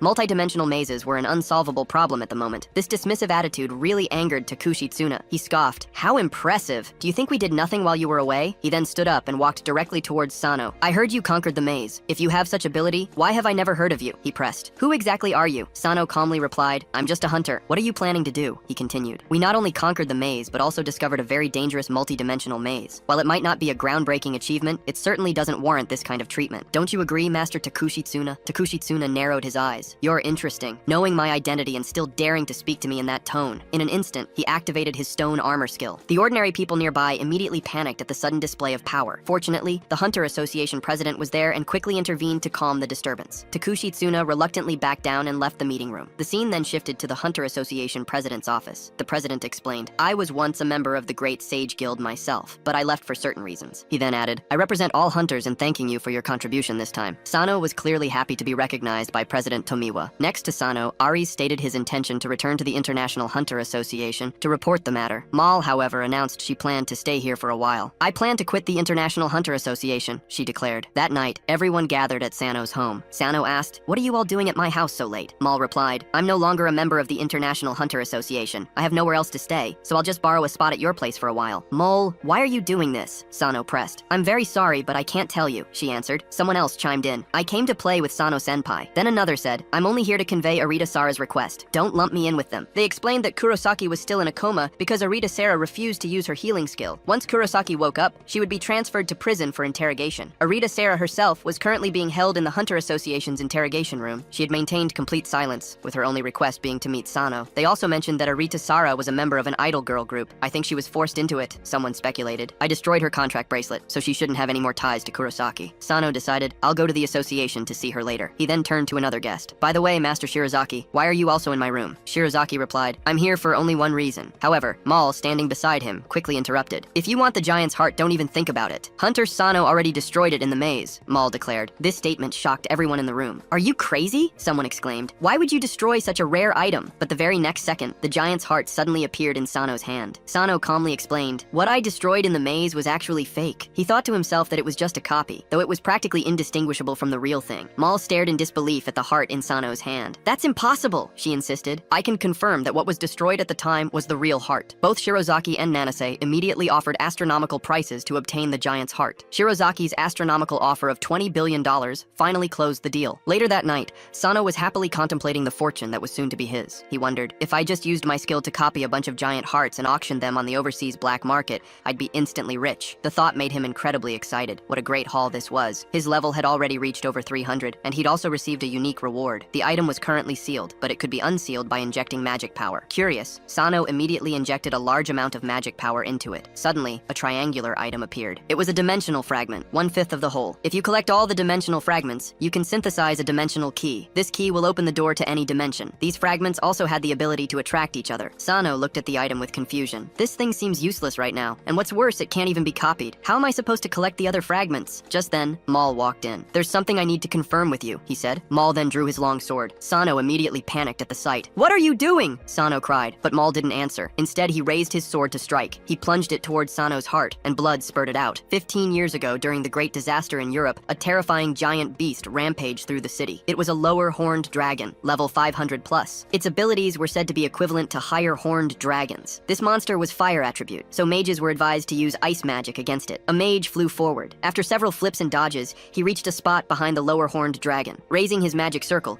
he immediately cast ice magic. However, several ice spikes were blocked by the dragon's wings, completely ineffective. Instead, the dragon's impact pushed him back several meters. Damn it, where did this superclass monster come from? The mage cursed. We're no match for it at all. The lower horned dragon then opened its mouth wide and breathed out massive flames. The scorching flames quickly engulfed the nearest hunters. Soon, the massive flames caused huge explosions throughout the city. Hunters watching from afar were so scared, they turned and ran. The entire city felt like it had been plunged into hell. As a newly awakened rookie hunter, I felt completely doomed. Just then, a man appeared before me, suddenly giving hope to my despairing heart. It was the world's greatest hunter, Frederick Shu. Thank you for saving me, I thought. However, the very next second, Frederick was swallowed whole by the lower horned dragon. Only half his body remained, left standing there. I was scared pale and sat limply on the ground. Just then, the lower horned dragon seemed to undergo a mutation. Painful roars echoed across the land. Its entire body began to swell. Finally, its whole body exploded in a massive blast. Huge blast waves swept over everything. At that moment, the man appeared again, once more standing in front of me. I was completely shocked. You're actually fine, I exclaimed. I clearly saw it with my own eyes just now. When I looked at where the corpse had been, only some black charcoal remained, scattering in the wind. Frederick, didn't I tell you not to use that move in front of outsiders? A voice scolded. Only then did I realize there was a female mage standing right behind me. She was the one who had saved me from the explosion. It was an emergency, and this was the fastest way to defeat that monster. The lower horned dragon's scales are incredibly hard, and normal attacks had no effect on it. If we had left it alone, this country would have been destroyed. You saw it, right? I hope you can help me keep this secret. Gradually, hunters started approaching the area. Seeing this, Frederick turned to leave. Goodbye. I hope when we meet again, you'll have grown into a great hunter. I hurried forward and introduced myself. I'm Mal Grant from the Grant family. I'm a recently awakened hunter. Please remember me. I'll remember you, Mal Grant, a hunter with a skill that transcends death. This was the world's greatest hunter, Frederick Shu. However, what I didn't expect was that after his disappearance, I would meet someone with the same skill. I know this is rash, but I want to personally verify whether my guess is correct. Raising his hand, he swung the blade, stabbing towards Sano. The moment Sano died, his body turned to ash and scattered. Then, Sano revived, appearing behind Mal. Why did you kill me? Mal breathed a sigh of relief, proving his guess was correct. I'm very sorry, but no matter what, I wanted to see the skill with my own eyes. Weren't you afraid your guess was wrong? What if I really died? At this moment, Shinoda Satoru appeared at the door, witnessing the entire scene. Why are you still here? This is getting more and more troublesome. After some explanation and apology, Mal decided to serve at Sano's side as compensation. So there really is a skill for resurrection from death. Is this why Senpai is so powerful? This made Shinoda Satoru extremely excited. Let's put this aside for now. By the way, Aries, didn't you go home? How did you come back? It's because of this thing. Sano looked in surprise at the item in Aries' hand. Dimensional fragments have an ability to attract each other. While Aries was on his way home, the fragment he carried suddenly reacted. Following its guidance, he returned here. The fragment in Sano's hand was number 5. The one in Aries' hand was number 1. Mine is a unique reward I got from destroying the giant's heart, and mine is my mother's relic. According to the notes she left behind, fragments attract each other. Now it's been confirmed. This means it'll be easier to obtain other fragments in the future. By the way, what exactly is this thing for? If you collect all the fragments, you can synthesize a key to the dimensional gate. It's like the multi-dimensional maze we experienced this time. If you possess this key, you can move freely in multi-dimensional space. So you came to Japan not only to find your mother, but also to collect information about dimensional fragments. I believe my parents are still alive in another dimension. I think so too. I don't believe they would die so simply. That means they might currently be trapped in another dimension, or there's a reason they can't return. If that's the case, what kind of reason would it be? It might be more terrifying than the Great Disaster 15 years ago. Anyway, as long as we have the dimensional key, we can close multi-dimensional mazes and prevent great disasters. But how does this thing become a key? Just then, Little Stone lightly touched the fragment. Instantly, the two fragments' corners attracted each other. Then, they emitted a dazzling light. After the light faded, the fragments were completely joined. So this is how they connect. The resonance between them was even more intense than before. Meanwhile, at the European headquarters of the Star Stadium Guild, the elf man suddenly noticed his dimensional fragment reacting. A sinister smile spread across his face. Looks like I can finally go home, he thought. Just then, a white-haired man suddenly appeared behind him. What are you laughing about? The white-haired man asked. The Blood Tower Guild guys haven't responded. Looks like the mission failed. Seeing the other person, the elf man immediately knelt down. Mr. Michael, the elf man said, congratulations on finally obtaining Control C. Now you can move freely. You've taken another step on the path to becoming a transcendent. Currently, I can only use it for short distance movement, Michael replied. I need to use Control C to make it evolve, but rest assured this may be realized very soon. The dimensional fragments just resonated. Two of them should have connected. The one in my hand will tell us where the other pieces are. You mean you can go home soon? The elf man asked. By the way, doesn't your world have its own dimensional key? No, there is one, Michael clarified. However, it's currently impossible to open the dimensional gate from the other side. 15 years ago, it was all because of that damn mage, the Western Hunter. All dimensional gates connected to Blue Star were sealed. The multi-dimensional key on Blue Star was also split into 5 pieces and sealed in different places. Once we collect these fragments and lift the seal, the dimensional gate will open again. Then we can go to my homeland, Fairyland, Michael continued. We will open the dimensional gate to the Sacred World Tree. There's a reward similar to Control C there. If you absorb it, it will benefit you greatly. Sounds good, the elf man said. But is this really the same as the Control Key? Michael scoffed. You were also very surprised when you first saw my skill. Do you think I don't know what you're after? Your homeland is the elves' country. Its world tree was contaminated hundreds of years ago. Now it's called the Dark Tree. Worst of all, it's now on the verge of destruction. During the Great Disaster 15 years ago, Blue Star and the elves' dimension overlapped for the first time. You elves tried to transfer the source of contamination to Blue Star, but the Western Hunter stopped you. So what exactly do you want? Michael pressed. Will the elves continue their failed plan to reconnect the two worlds? Are you using me to achieve your own goals? The elf man immediately broke into a cold sweat. He felt very guilty, just as he was about to make excuses. But the white-haired man suddenly said, actually, I don't care about this at all. I just want to use you to open more multi-dimensional worlds and absorb more skills, becoming like those transcendents. I don't care what happens to this world. From now on, I'll act personally. Hearing this, the elf man immediately panicked. You can't leave yet, Mr. Michael, the elf man exclaimed. You're the leader of the Star Stadium Guild. If you leave without a proper reason, you might attract some unwanted attention. I've already considered this possibility, Michael calmly stated. So I've ordered Lucas to execute Plan B. Once preparations are complete, we'll have sufficient reason to let you act freely. Meanwhile, in Japan, Sano brought Shinoda, Satoru, and Mal to conquer a high-level maze called the Forest of Death. Their target was the Knoll, a level 90 monster that fused fairy and wolf. Although their individual combat ability was low, they were very intelligent and usually appeared in groups, making them very dangerous. Sano, Shinoda said nervously, isn't this a bit too many? There are only 3 of us. How could we retreat so easily? Sano scoffed. This is a great place for grinding. He excitedly began provoking the nearby gnolls. What are you waiting for? Come attack me! This immediately enraged the opponents. Shinoda Satoru was almost in tears. Sano-senpai, what are you doing? The next second, all the gnolls charged forward. Sano hit Control+5 and used a gargoyle core to summon a gargoyle. He kept using the skill, quickly summoning an entire army of gargoyles. They charged straight towards the gnolls. Shinoda Satoru and Mal watched the scene in amazement. How does Senpai have so many cores? Mal wondered. Sano just smiled. Let's enjoy this performance, he said. What exactly is his skill? He can actually summon so many gargoyles. Soon, both sides were locked in a fierce battle. The gargoyle army charged forward with crushing force, instantly sending a large group of gnolls flying. They look like a bunch of delinquents, Sano mused. My little stone must never learn from them. The battle ended quickly. Sano crouched down and petted a gargoyle. Thank you for your hard work, he said. Then he recalled them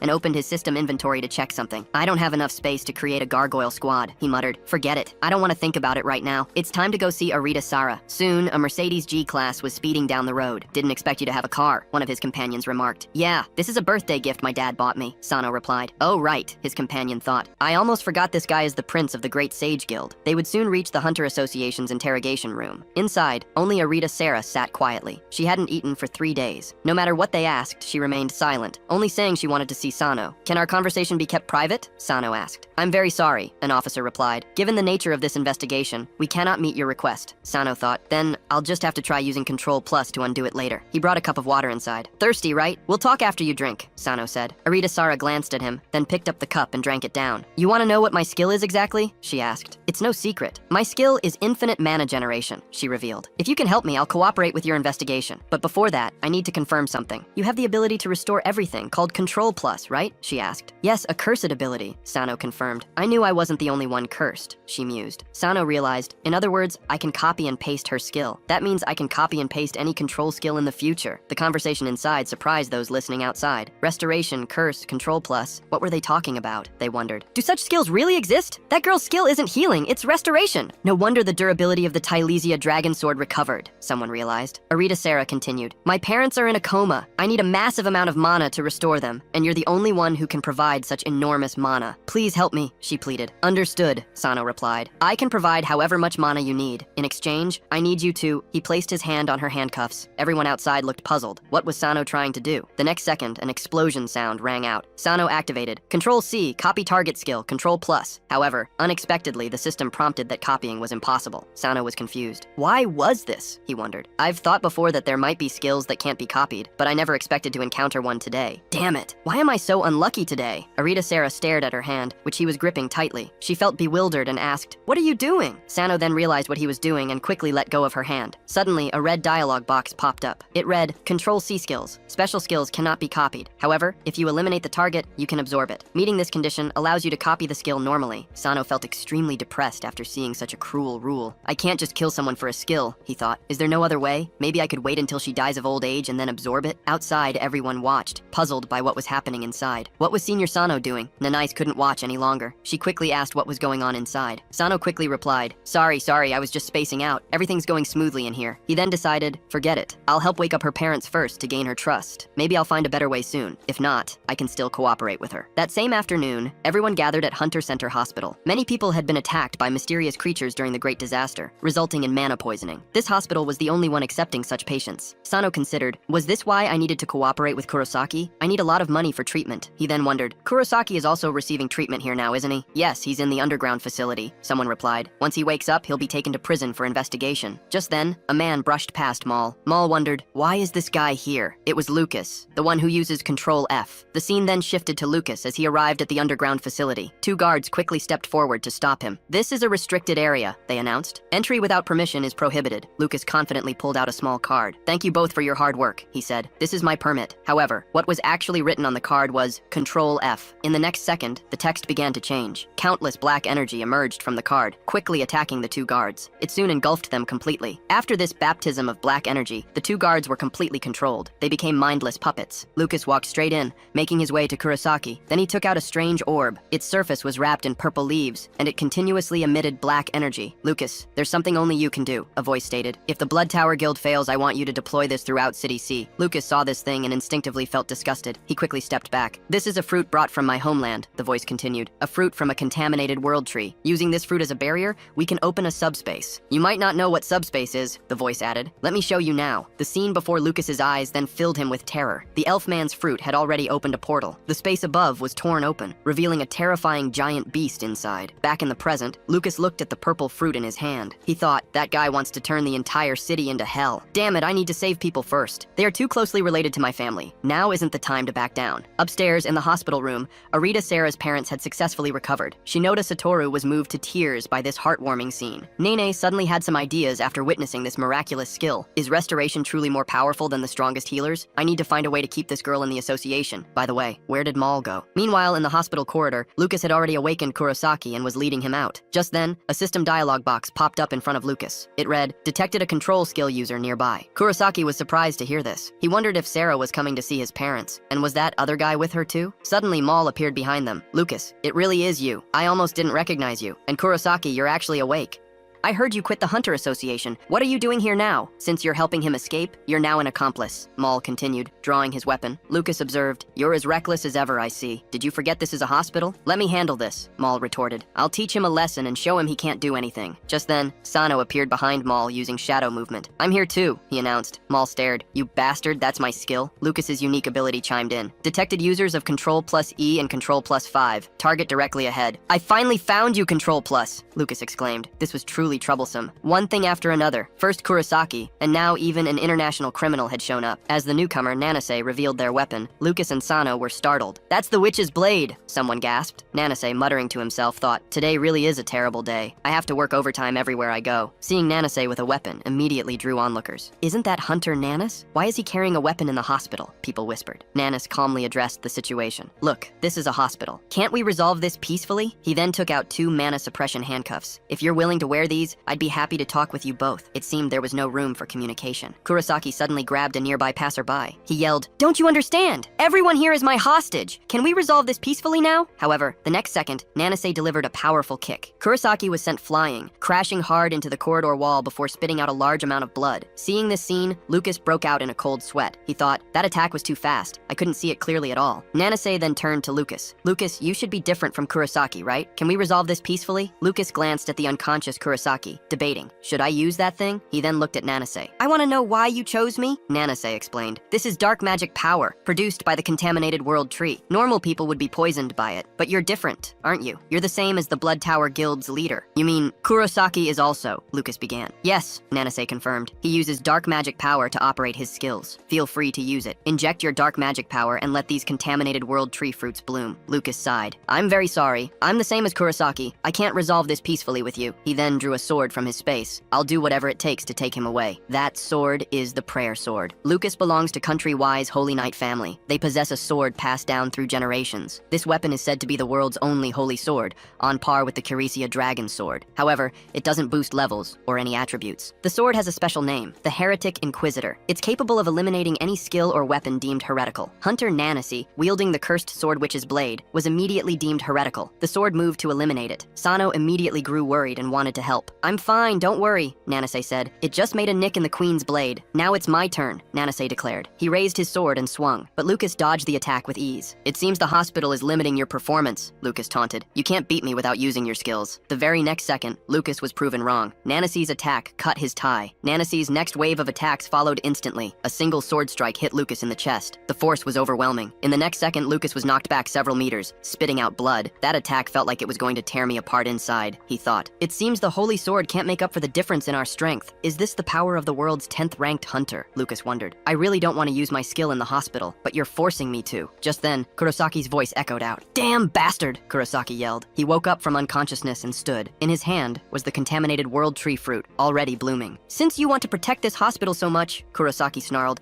I'll turn everything to nothing. He then thrust the world tree fruit into the ground. Stop it. This is a hospital, someone cried out. Kurosaki smirked. You're going to place it at key locations in City C anyway, so let me put one in the hospital too. As massive amounts of dark magic power poured out, everything around them began to corrode. This is dark magic power, someone realized. Only those with dark skills possess it, but this amount is a bit much. At this rate, everyone in the hospital would suffer mana poisoning. Damn it, Sano exclaimed. He immediately used shadow movement. Sano instantly appeared behind Kurosaki, wrapping him in spider silk. Too late, it can't be stopped, Kurosaki laughed. The world tree fruit had been in flower form only a second before. The next second it began to spread and grow wildly. Everyone had to dodge. Its thick branches rampaged through every corner of the hospital. In an instant, it formed a small world tree, riddling the entire hospital with holes. Ordinary people inside were suddenly in crisis. Sano and the others quickly began rescue operations. Are you okay? Please evacuate here with the others as quickly as possible, they urged. Patients who could move did so, but many others couldn't. Though they were helping with the rescue, the entire hospital was now filled with demonic energy. At this rate, everyone would suffer mana poisoning. Now there's no other way, Sano realized, except to restore the hospital. Thinking this, Sano immediately used shadow movement to search for Aritasara. At a rubble site, Koishi and Shinoda Satoru were busy rescuing civilians. Sano then teleported directly behind Shinoda Satoru, who informed him that Aritasara's room was surprisingly intact. When they reached the room, they found its entrance blocked by thick ice walls. Ares had cast this ice barrier magic to protect the area. However, it hadn't been enough to stop the demonic energy from seeping through. Once the ice walls shattered, Sano and the others quickly entered. He explained the dire situation to Aritasara. The entire hospital had been ravaged by the enemy, who used a massive tree to spread demonic energy everywhere. Sano believed the fastest solution was for Aritasara to use her skill and restore everything. Aritasara readily agreed, stating that with Sano's infinite mana, restoring everything would be no problem. The scene then shifted, showing everyone standing before the giant tree. "This tree is even more massive than I imagined," Sano commented. Someone asked, "Where did it come from?" "It was Kurosaki," came the answer. "He escaped and released this thing." Everyone was surprised by this revelation. The speaker, likely Aritasara, added, "He knew my parents were still in the hospital, yet he still did this. He doesn't care about their lives at all." "Then let's begin," Sano said. He immediately started transferring massive amounts of mana to Aritasara. She, in turn, placed her hand on the tree's trunk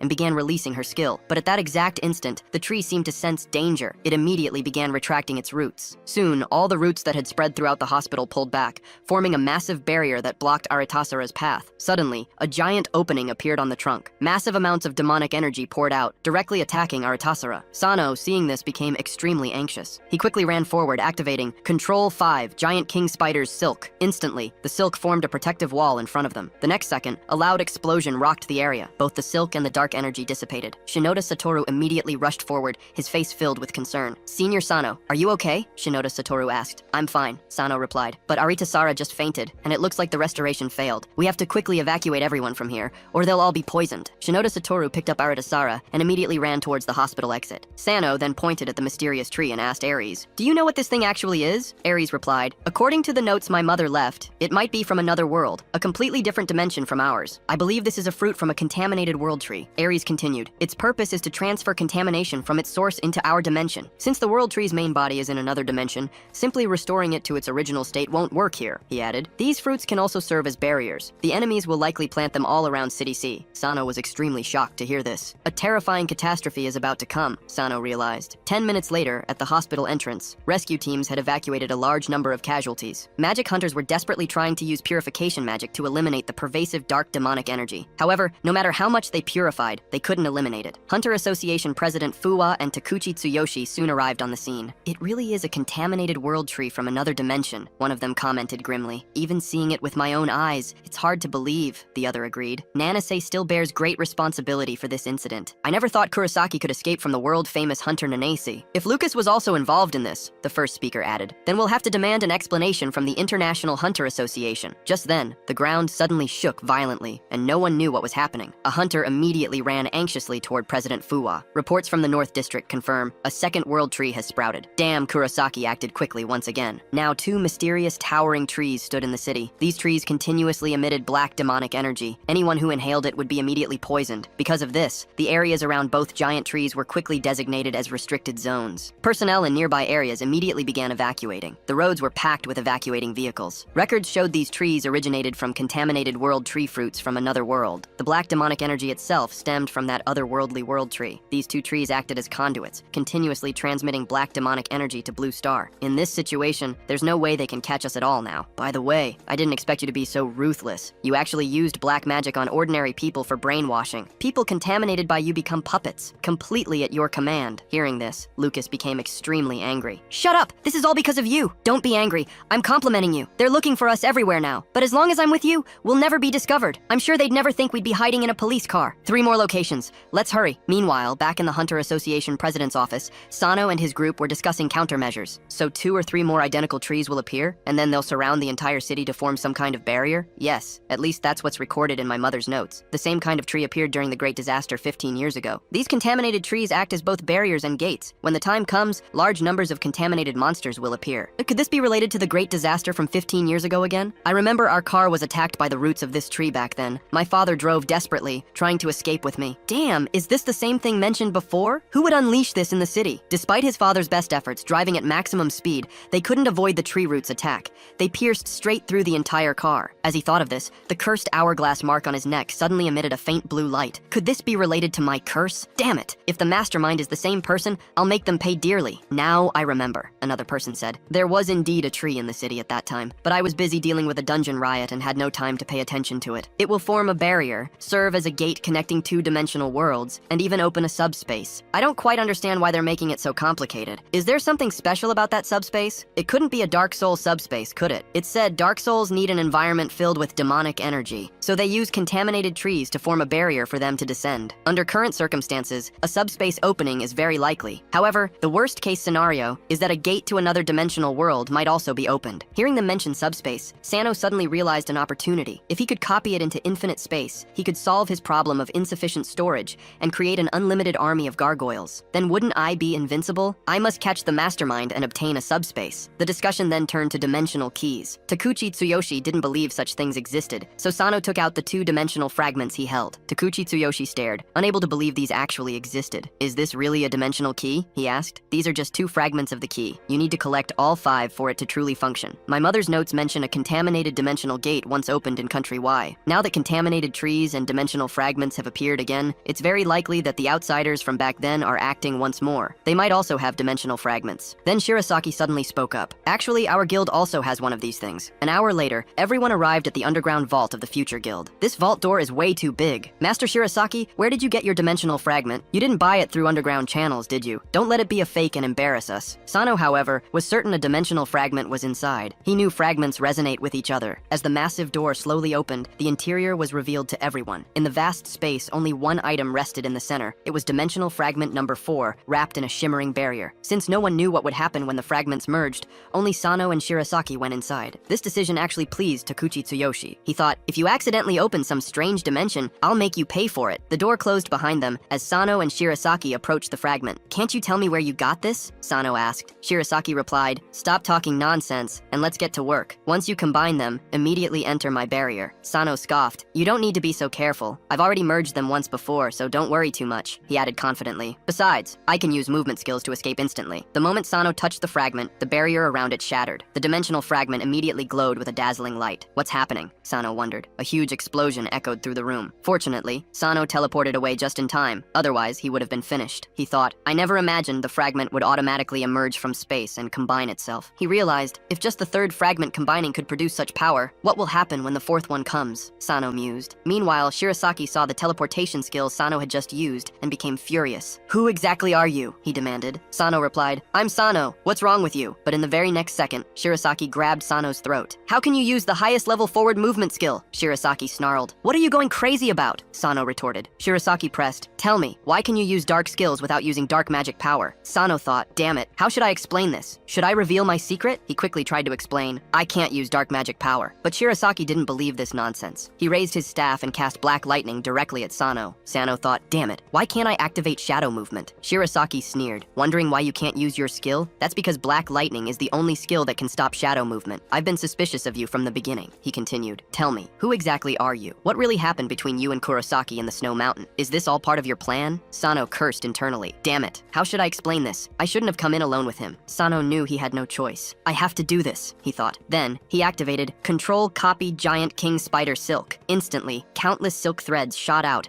completely surrounding Shirasaki. He was quickly wrapped into a tight ball. However, the very next second, something happened inside that ball. Bang! The silk ball exploded instantly. Shirasaki reappeared right in front of Sano. If you don't confess honestly, Shirasaki warned, you'll really die here. Sano wondered, would he really kill me? Why is he so angry? Shirasaki had completely transformed, his aura turning dark as he prepared to unleash his full power. Faced with this dire situation, Sano knew he had only one choice. He immediately summoned his system panel and pulled out 2 bottles of the highest quality potions. The potion description read, Effect, heals 95% of damage. Cannot be used in combination. No effect if target is already dead. Just then, Shirasaki launched his attack. Countless bolts of black lightning shot directly towards Sano. Sano felt extreme anxiety as his health continuously dropped. He yelled, Control 5, health below 25%, activate Carecia Dragon Sword skill, Berserk mode. He commanded, Control 5, equip Carecia Dragon Sword. Instantly, Sano's aura surged, dispelling all the surrounding black lightning. He glared at Shirasaki. You forced me to do this, Sano growled. Sano then swung a heavy sword strike. Shirasaki cried out, Damn it, what happened? A huge explosion erupted, leaving Shirasaki covered in wounds, blood trickling from the corner of his mouth. Then, a memory flashed. Brother, what should we call our guild? I hope it becomes the strongest in the future. How about Future Guild? I like that name, another voice replied. The memory continued. We'll definitely make it the strongest guild in the future. Brother, I'll help you become the world's strongest hunter. The world's strongest hunter. That sounds really good, the other voice agreed. Another scene emerged from the past. 10 years ago, they had faced even the King of Hell without fear, eventually defeating him. However, during preparations for a dungeon raid, they discovered an unidentified person had infiltrated their team. But Shirasaki didn't care at all. This dungeon is pretty famous, so it's normal not to recognize everyone who shows up. Plus, we have your return skill, which means we can escape any danger inside. Even so, Nanki was still very worried. worried. Then, at the very end of the dungeon raid, an accident still happened. The bandaged man suddenly attacked everyone. "You bastard, what are you doing?" someone yelled. The bandaged man replied, "This is dark magic addiction toxin. When exposed to air, people's minds will slowly become contaminated. Soon, they'll turn into low-level monsters, even worse than ghouls." He then demanded, "Give me the antidote quickly, or I'll kill you. You must have gotten the final reward from this dungeon raid, the shadow movement skill. Give it to me, and I'll tell you how to save your brother." He added, "Without dark magic power, though, that skill is useless." With no other choice, Shirasaki handed the skill over. The man continued, "The ancestral sword glory from the Cooper family of Country Y. This is the only way to keep you from being poisoned." "What? You won't give me the antidote?" "You bastard," Shirasaki yelled. The bandaged man just laughed. "There's no antidote for dark magic addiction. Oh, and by the way, this dungeon is a moving dungeon. Once it's successfully raided, the dungeon moves on, and this entire place collapses." "You bastard! You never intended to let us go from the beginning," Shirasaki shouted. "Goodbye, little guy," the bandaged man said. As he left, the dungeon began to collapse. Nanki, holding something, said, "This is something I found in the boss room earlier. I don't know what it is, but it's definitely not ordinary. Brother, I can't continue walking with you." "No." As Nanki's return skill activated, Shirasaki found himself alone back in the guild office the very next second. He was grief-stricken, shouting up at the sky. Back in the present, 10 years have passed since that day. I've searched every dungeon, but I never found that moving dungeon again. I know the chances of my brother still being alive are low, but even if it's just his remains, I have to bring him back. No wonder he's called the Dungeon Otaku. Just now, that was thanks to the Dragon Sword's effect. This is also why I studied dark magic power and dark skills. I don't care about the International Hunter Association's rules at all. Most dark skills should have been destroyed long ago. Shadow movement is an even rarer skill. Probably only that bandaged man can still use it. So, you wanted to ask how Kurosaki and I learned it? Fine, I'll tell you. No need, someone interrupted. You just used the Carisia Dragon Sword, right? I don't think Ares would give that to you. I roughly know your skill. It's similar to theft, right? Just like the sword, you stole the shadow movement skill. I'm very sorry for misunderstanding you. So you're just someone who uses thief skills. Shirasaki retorted, "If you're going to apologize, can you remove the word thief?" He then added, "Once the dimensional key collection is complete, I want to join you." Meanwhile, on the other side, Kurosaki had just planted another contaminated world tree. After resolving the misunderstanding, Sano and Shirasaki walked out of the treasury. Everyone was curious about what had happened inside, but Sano just made up a random excuse. "I just got news," he said. "The third contaminated world tree has appeared. Based on its location, we can now predict Kurosaki's next move. Before that, though, we need to gather hunters near Ginza. From the barrier's size and location, I predict the subspace will appear in Ginza itself. If we can stop him before the fourth world tree appears, we should be fine. I need to go back to the association to gather hunters. Do you two want to come along?" "No, that's all right. We still have preparations to make." So everyone split up to handle their own tasks. Meanwhile, somewhere in Europe, Michael Sama and his guild members were holding a secret meeting. They had just received a support request from Country H. And of course, Country M had been notified as well. The time had come. "The subspace will open normally, right?" one asked. "Of course," Michael replied. "The subspace opening is inevitable. The subspace will be packed with goblins and half-orc monsters." "Just goblins and half-orc monsters?" someone scoffed. "Are you underestimating Country H's hunters?" Michael just smiled. "Don't worry, everything is going according to plan. Still, don't underestimate the situation. Once the subspace opens in City C, there will be a huge debuff. We absolutely must succeed this time." "That's for sure," someone agreed. Soon after, the ferryman left. Meanwhile, in the White House in Country M, a different conversation was happening. "Has that thing really appeared in Country H?" a commander asked. "Yes," an aide confirmed. "It first appeared in Country Y 15 years ago. These entities, they come from the same dimension as the Dark Souls subspace. This situation is incredibly dangerous for us. If a direct passage between the two worlds opens, it could mean the end for everyone. I heard the International Hunter Association has already sent people to support them," another official noted. Just then, the secretary nearby received an urgent phone call. "Commander," she announced, "there's a video call from the Hunter Association." After getting approval, the TV screen was immediately turned on. An anxious face appeared. "Mr. Commander," the person on screen began, "we've encountered big trouble. Things might be getting out of control. According to our reports, the Rattlesnake Guild's plane is already flying towards Country H," the commander exclaimed. "You mean Turner is going too?" He paused, then added, "Turner carries most of the guild's special equipment. He's like a nuclear bomb that could explode at any moment. I just hope he doesn't act recklessly. This is no longer just Country H's problem," the commander stated gravely. "Select the best group of hunters and send them there for immediate support." With that, the scene shifted back to the third contaminated world tree. Lucas stood far away on a rooftop, silently watching the colossal tree. Just like Kurosaki said, he thought to himself, "I'm now the same as him." A heavy sigh escaped him. "Even though it was to protect my family, all of this, it's because of me." It all started the day he gained the skill, Control F. Instantly, various information from the media flooded his mind. It was a torrent of people's resentment and hope. He could even feel the consciousness and death of monsters. For an entire week, he nearly lost consciousness and couldn't do anything at all. Finally, in desperation,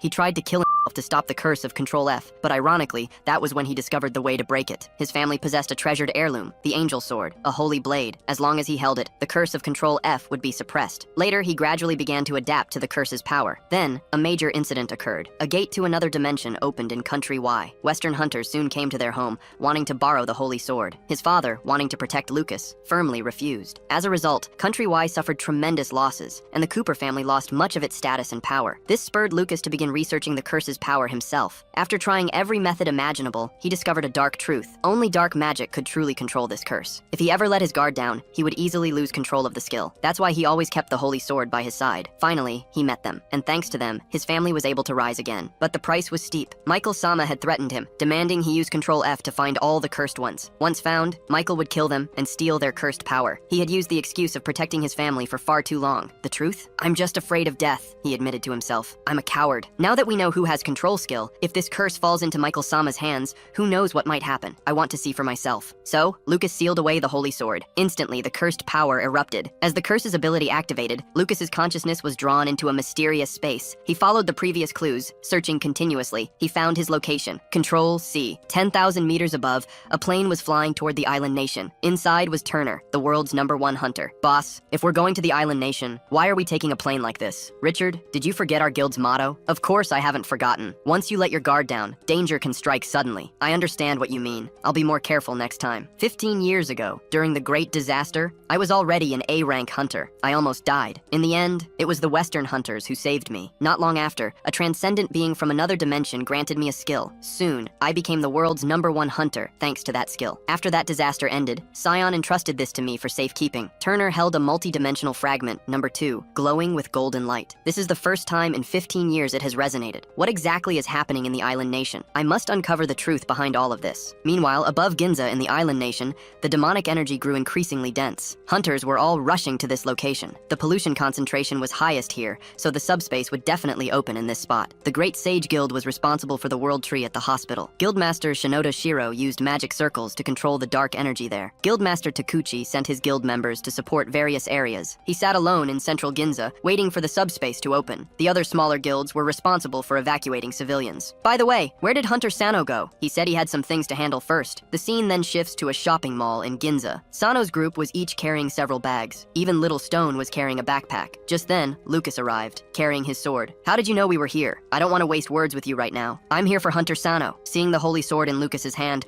Sano remembered the story Shirasaki had told him. If I could copy this sword, maybe I could purify that filthy dark energy. Thinking this, Sano immediately vanished. The next second, he appeared behind Lucas. Just as he was about to touch the holy sword, Lucas noticed him. Sano immediately pulled back. Don't do such strange things. I already know all your skills, including your copying skill, Control Plus. These words shocked Sano. How did he know my secret? However, Sano still pretended not to understand what Lucas meant. Pretending ignorance is useless. My family and I are risking our lives for this. Just as the attack was about to hit Sano, he immediately used his shadow movement skill. He appeared behind Lucas. However, Lucas's holy sword was the natural enemy of dark skills. Lucas immediately activated his skill. The holy sword began to emit brilliant light. This is bad. I can't use shadow movement. That's the holy sword's power. Its light can purify darkness within a 10-meter radius. Now let's see where you run. This is getting troublesome. Should I use the Kalisha Dragon Sword? Do you know? I've been looking for you for a long time. I want to know how you control the Control Plus skill. I get it now. You're one of the cursed too. You're planning to kill me and steal my skill. You're just like Kurosaki. Those words instantly enraged Lucas, and he immediately charged with his sword. Sano was caught off guard by this sudden attack and was pierced by the sword. Lucas couldn't believe how smoothly it went, but it was all part of Sano's plan. He had finally touched the holy sword. Control Plus. The holy sword began merging with its user. Sano successfully copied the holy sword. He immediately pulled out a high-grade healing potion. The moment he drank it, his wound instantly healed. Only then did Lucas realize Sano had intentionally let himself be stabbed, just to copy the holy sword. I'll ask you one last time. What do you plan to do with Control C? Do you even need to ask? Of course, to become the world's strongest hunter, an existence even stronger than the transcendent ones. However, Lucas wasn't satisfied with that answer. He attacked Sano again. We don't have much time, Sano said. Didn't you hear when you received the curse? Now there are only 5 years left until the Great Disaster. Lucas truly didn't know. When he received the curse, he'd gotten too much information all at once. He couldn't filter it all. This hourglass mark, it's a countdown. Just then, strange sounds erupted from the sky. Is it starting now? Someone wondered. The dark subspace from another dimension was about to open. Once it opens, it will designate a contaminated area. In that area,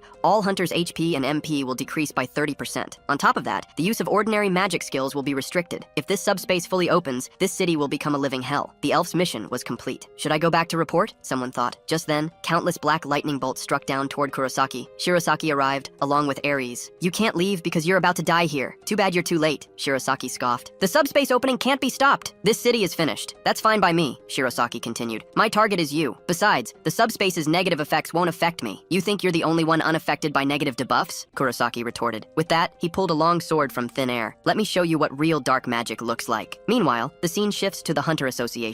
All hunters received a system notification about the subspace opening. I've never seen such ridiculous debuffs, one hunter exclaimed. Restricting magic skills? How are we mages supposed to fight? Several mages tried casting spells, but none could activate. Suddenly, a massive tornado erupted from the city center. Then, a huge spatial rift appeared before everyone's eyes. Then, a figure stepped out of the spatial rift. This newcomer was the mastermind behind everything. It looks like everyone's here. The show is about to begin. The hunters below were puzzled. What's going on? A subspace this big, and only one elf appeared? Wait, everyone looked down. Countless monsters poured out of the subspace. Their sheer numbers sent everyone into a panic. Are you kidding me? Can we possibly handle this many? One hunter exclaimed. The mastermind spoke again. I've been patient for 15 years. Everyone, vent to your heart's content. Immediately, all the monsters began to charge. But a bald man stepped forward to greet them. Think you can win with just numbers? You underestimate us. With that, Takuchi activated his stone armor. He began throwing heavy punches at the approaching monsters. He declared, I don't need magic to activate my stone armor. Dealing with them one by one is too troublesome. Come at me all at once. Takuchi's provocation instantly enraged the monsters in front of him, but the very next second, they were torn apart by a powerful force. Master Takuchi is so strong! Let's go help too! With that, the two armies clashed. Hunter Nanase also rushed to the scene, joining the fray. Meanwhile, on President Fua's side, monsters were actually closing in on him. Just as they were about to strike the guildmaster, President Fua pulled out a giant shield and blocked their advance. The giant shield perfectly blocked all the monsters' attacks. Then, he raised it high and swung it down. He directly cut the monster in front of him in half. The sheer power of the attack even cleaved through the monsters behind it. This giant shield acted just like a sword. Even without using any skills, its power was immense. While these giant monsters were easy for President Fua and Master Takuchi to handle, they proved too difficult for the other hunters. There were simply too many enemies. If this continued, everyone would be in grave danger. At that moment, Nanis found herself targeted by monsters. A giant bird swooped down, but Nanis dodged just in time. This was a boss griffin, level 150, known for ambushing enemies. It was actually a boss-level monster. Are we really seeing boss-level monsters this soon? One hunter wondered. The griffin itself isn't the terrifying part. The real danger lies in the flames it breathes, which won't extinguish until they burn their target completely to ash. And with our recovery skills sealed, Nanis thought, if anyone gets hit by those flames, they're finished. I have to stop it before it breathes fire. However, the very next second, terrifying flames erupted from the griffin's mouth, streaking straight for Hunter Nanis. Nanis gasped, this is bad. I'm going to be engulfed by these flames. Just then, a figure suddenly flashed in front of her. The very next second, massive flames engulfed them both. But from within the inferno, President Fua held up his giant shield, splitting the flames cleanly in two. Hunter Nanase, this guy is yours. Cut off its head. You need to stop it from breathing more flames. Hunter Nanase immediately charged toward the monster after receiving the command. The griffin saw this and breathed flames again, completely surrounding the area. But this alone couldn't stop Nanase. She leaped high. She swung Witch's Blade down hard at the griffin's head, but it surprisingly dodged. Then it raised its giant claw, preparing to stomp down. Nanase quickly raised her blade to block. Damn! I didn't expect this giant bird to be so agile. Just then, the griffin suddenly sensed danger. It immediately flew into the sky to avoid the attack. It was President Fua attacking again. I think I made things worse. Now that it's in the air, it's even more troublesome to deal with. The griffin could breathe flames even from high in the sky. Nanase, stay behind me! However, Nanase advanced instead of retreating. Guildmaster, cover me! I can definitely take that guy down. President Fua smiled slightly. Then he threw the giant shield with force. Nanase used the shield in midair to jump again, landing on the griffin's back. She raised the witch's blade and swung it down hard. The next second, the griffin's head was severed. It crashed heavily to the ground. But then they discovered the griffin's corpse was continuously leaking dark magic. They had finally defeated a boss-level monster, but it was making the dark magic even denser. It seemed the higher a monster's level, the more magic it released after death. On the battlefield, hunters couldn't use their skills, and they were being pushed back by the monsters. We can't continue like this. Bring out your trump cards. A mage pulled out a magic scroll, and a magic circle appeared from it. The powerful force instantly cut the monsters to pieces. However, magic scrolls were one-time items that disappeared immediately after use. Well done. That power was incredible. Don't celebrate too early. I don't have many magic scrolls left. Just then, a red-clothed hunter behind them suddenly coughed blood, writhing in pain. Ikunaga wanted to help, but the next second, he too painfully coughed blood. What's happening? It's contamination. The more monsters we kill, the more dark magic leaks from their corpses. Now we're suffering from magic poisoning. Too bad you only realize this now. It's too late. Every monster in this dark subspace has been infused with a dark aura. When they die, they release contaminated magic. You thought killing them would make you safe, but their deaths will ultimately kill you. Enjoy yourselves. There are countless monsters still in inside this subspace. Ikanaga looked at this scene in despair. Was the island nation finished? Just then, a familiar voice came from behind. Stand up! It's not over yet. This is just the beginning. Sano's group arrived at the battlefield carrying large and small bags. Ikanaga was surprised to see Sano. He was about to ask why when Sano quickly handed him a healing potion. Drink this first, Sano urged. Don't worry, Sano said. Leave everything to us from now on. Ikanaga couldn't believe it. Is this still the Sano I know? He wondered. Sano then opened his system panel. First, let me deal with this terrible debuff, he declared. He activated Control-E Magic Infinite Copy. The next second, countless magical energy emanated from Sano. Hunters who had been unable to use their skills suddenly found their powers returning. President Fuwa also noticed the drastic changes happening around him. Even though the subspace's debuff hadn't fully disappeared,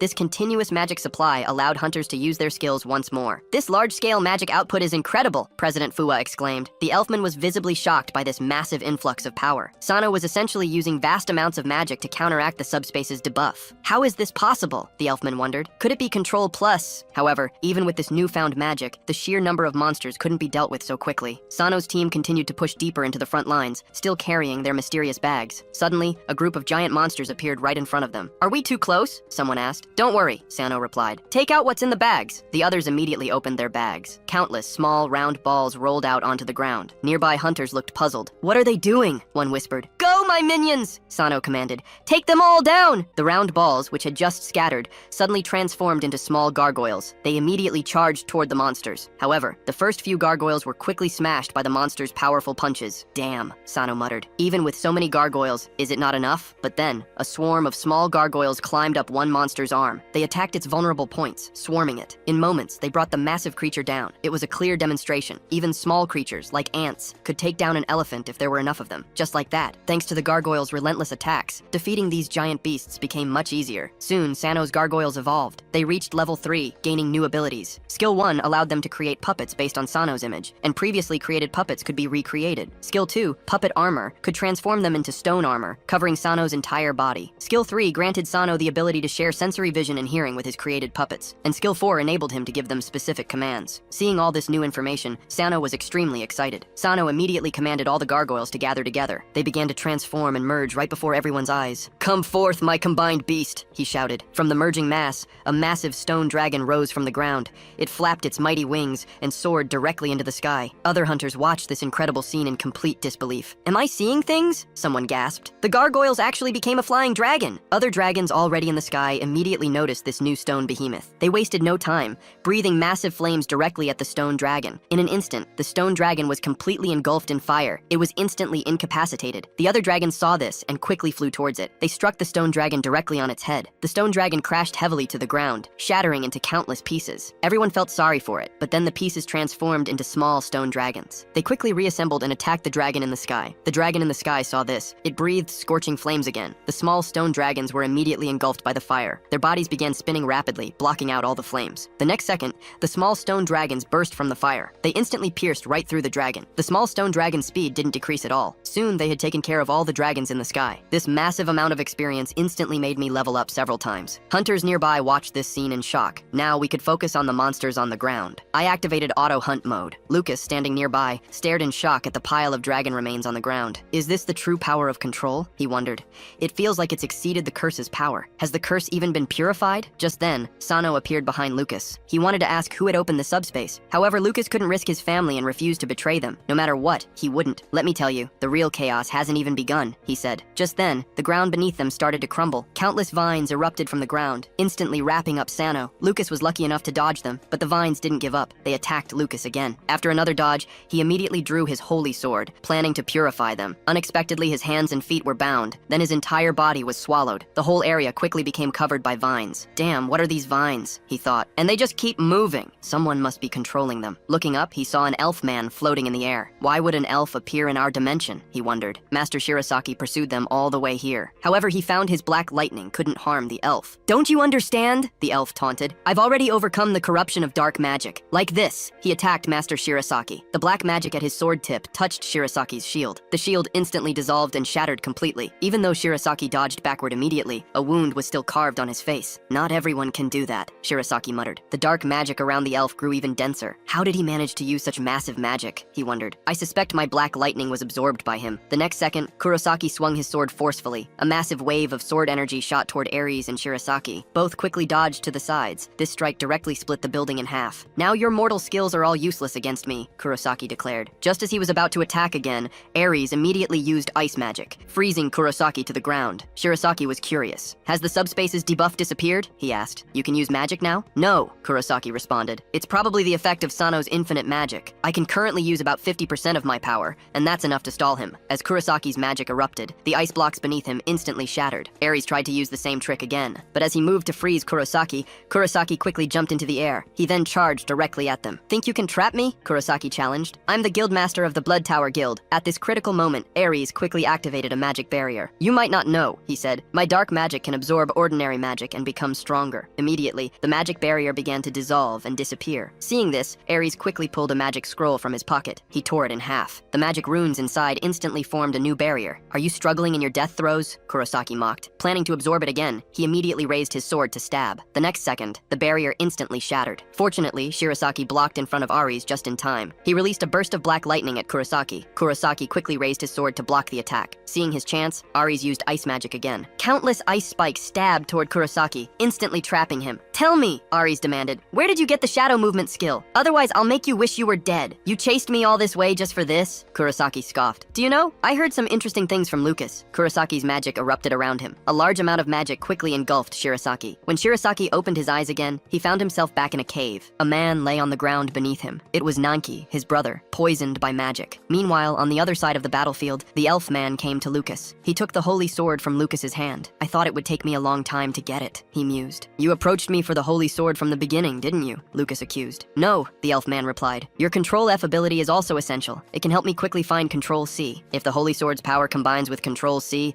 I might be able to save my world. Let me tell you something," he continued. "In the elf world, some elves are cursed, and I'm one of them." "What? Michael, you're also cursed?" Lucas exclaimed. "So you want to steal Control C?" "Unfortunately," Michael admitted. "While I'd like to do that, I can't absorb curses from another dimension. The original plan was to have me kill you, so your curse would transfer to me." Lucas was furious. So, they had planned to abandon him from the start. Just then, a voice came from behind Michael. "I think I heard something interesting." Sano suddenly appeared. He raised his sword for a sneak attack, but it was blocked by vines. "So you copied the shadow movement skill," Michael observed. He then curled the vines to attack Sano. "It's you, isn't it?" Sano retorted. "The one who opened the subspace and threw this city into chaos." Control 5. Giant King Spider's Spider Silk. Instantly, countless spider silks surrounded Michael. "Is this your cursed copying skill? How ridiculous," Michael scoffed. His body sprouted several vines to protect him. "Such things can't hurt me." "Do you really think so?" Sano challenged. Immediately, the spider silk sprouted countless spikes. It then continuously wound and contracted around the vines. Soon, the silk crushed them. Michael jumped back the moment the vines shattered. "You not only merged your skills, but you also strengthened them. Is this your strongest curse?" Sano teleported behind him once more. "What's wrong? Scared of my skills?" Michael dodged Sano's attack again. "Yeah, but that just makes me want to steal it even more." "That's exactly what I wanted to say." Sano quickly reached out to touch him, activating Control C, search subspace. "No copyable object found." Sano couldn't believe it. "Unfortunately, you can't copy anything from me," Michael retorted. Michael then curled his vines to attack Sano, wrapping him up again. Meanwhile, Lucas had already broken free from the vines on his end. This is bad. Without the Holy Sword's suppression, Sano realized he could no longer control the Control F curse. Suddenly, a massive flood of information rushed into his mind. Sano's phantom and Michael's phantom seemed to share an energy link. Why were they connected? Could it be related to the subspace? There was only one way for Sano to copy Michael's skill. Meanwhile, on the other side of the battlefield, Kurosaki had just broken through the ice spikes. Master Shirasaki was still trapped in the illusion, completely unable to resist. "So now I just need to kill this mage and I win," Kurosaki declared, charging toward Ares. Ares quickly used an ice wall to block the attack, but it shattered instantly. Massive magic then surrounded him. Ares quickly retreated, but he knew running was useless. "Just die obediently," Kurosaki sneered. Then, Ares' magic suddenly changed. "Only those who master one thing are truly powerful. How could I lose to someone like you?" Kurosaki suddenly noticed the sky had darkened. He looked up and saw a massive iceberg falling from the sky. Its terrifying power destroyed the entire street. "Are you crazy? Dropping something like that in the city center?" Kurosaki yelled. "I almost thought I was going to die," Kurosaki exclaimed. Suddenly, his body was frozen again. "Don't worry," Ares said calmly. "The ordinary residents here have already been evacuated. Now wait for Master Shirosaki's wrath." Only then did Kurosaki realize. Shirosaki, floating in the sky, had already broken free from the illusion. "How did you do that? Did you absorb the abyss?" Kurosaki asked. "I said I would personally send you away," Shirosaki replied. He released a terrifying attack, directly piercing Kurosaki. However, Master Shirosaki's eyes now held a strange look. "Don't you still have questions for him?" Kurosaki asked, surprised. "No need anymore. I already got the information I wanted. Sending me to the abyss was was his biggest mistake, Shirosaki continued. I discovered a hint about how to overcome dark magic addiction in the Abyss. But now, let's go to Sano's side first. So, what exactly did you see in the Abyss? Kurosaki questioned. I found hope for victory. Meanwhile, on Sano's side, the battle continued. Sano immediately vanished. He then reappeared behind Michael, swinging his sword, but Michael blocked it with the holy sword in his hand. Your teleportation skill is too annoying, Michael remarked. Let me help you seal it. Michael stabbed the holy sword towards Sano's feet. Instantly, the shadows beneath Sano were dispelled. There, now you can't teleport anymore. The next second, Michael sent out vines, trapping Sano once more. Sano was instantly ensnared, unable to escape. Michael raised his sword for a strike. Sano quickly brought his own blade up to block, but his long sword shattered on impact. No way! It looks like ordinary swords won't cut it here. Control 5.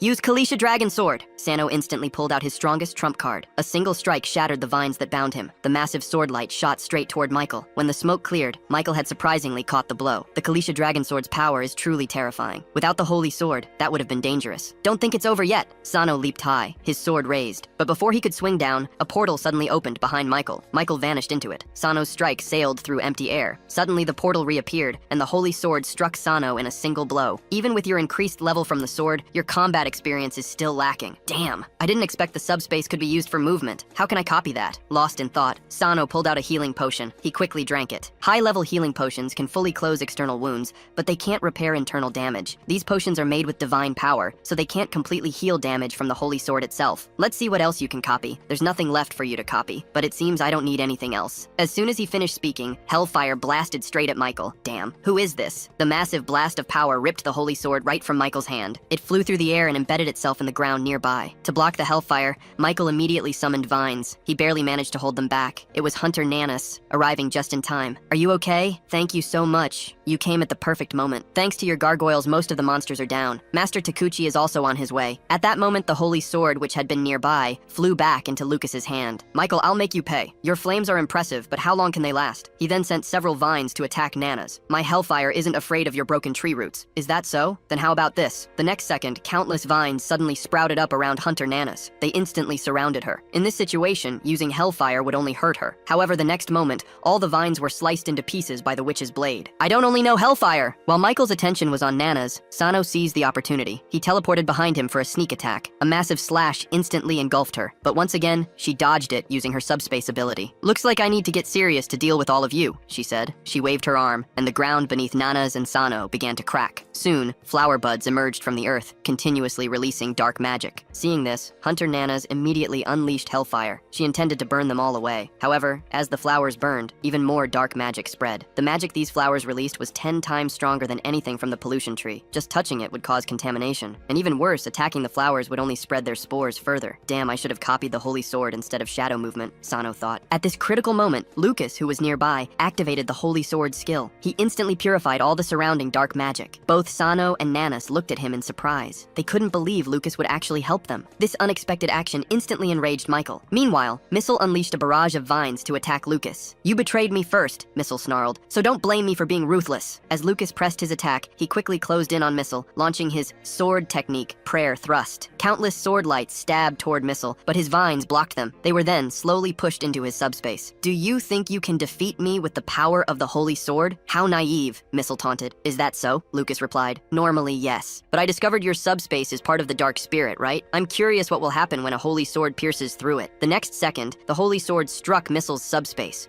which was behind him. Missile quickly controlled his vines, attacking Lucas and sending him flying to a nearby area. Despite this, cracks still appeared in the subspace, looking like glass about to shatter. Nana seized the opportunity, rushing forward with her blade. Looks like you have nowhere left to run, she declared. Missile, now in a panic, reacted quickly. Being hit by hellfire would be extremely troublesome for him. He immediately controlled his vines to block the incoming hellfire. However, the terrifying flames quickly consumed them all. Looking at the inferno before them, with no movement inside, it seemed their enemy was either dead or severely injured. At this moment, Lucas turned to Sano and asked, "You can't copy Missile's subspace, can you?" Sano replied, "That's right. His subspace isn't a skill. It's an item, much like the holy sword itself. Missile is an elf from another dimension, and his subspace connects to other dimensions." Lucas then wondered, but how can he stay in our world for so long? As far as I know, remaining in another dimension long-term requires massive amounts of magic power. You're absolutely right, Sano confirmed. So I suspect Missile relies on some specific item, and it's very likely that his subspace is connected to this item. Lucas nodded. I see. Because I haven't touched this item, I can't copy this subspace at all. Speaking of which, Lucas continued, why are you suddenly willing to cooperate with me? me. Sano explained, I did want to kill you at first, but when I was captured by those corrupted trees, you didn't finish me off. If you had killed me then, you could have obtained my curse skill. Lucas just shook his head. You're overthinking it. I don't want to become a skill killer, Lucas stated simply. Nanas, who had overheard their entire conversation, was completely confused. What copying? What curse skill? She wondered. And how do you even have the Kalisha dragon sword? Didn't you return it to Ares? The situation immediately became awkward. Just as Sano struggled to find an explanation,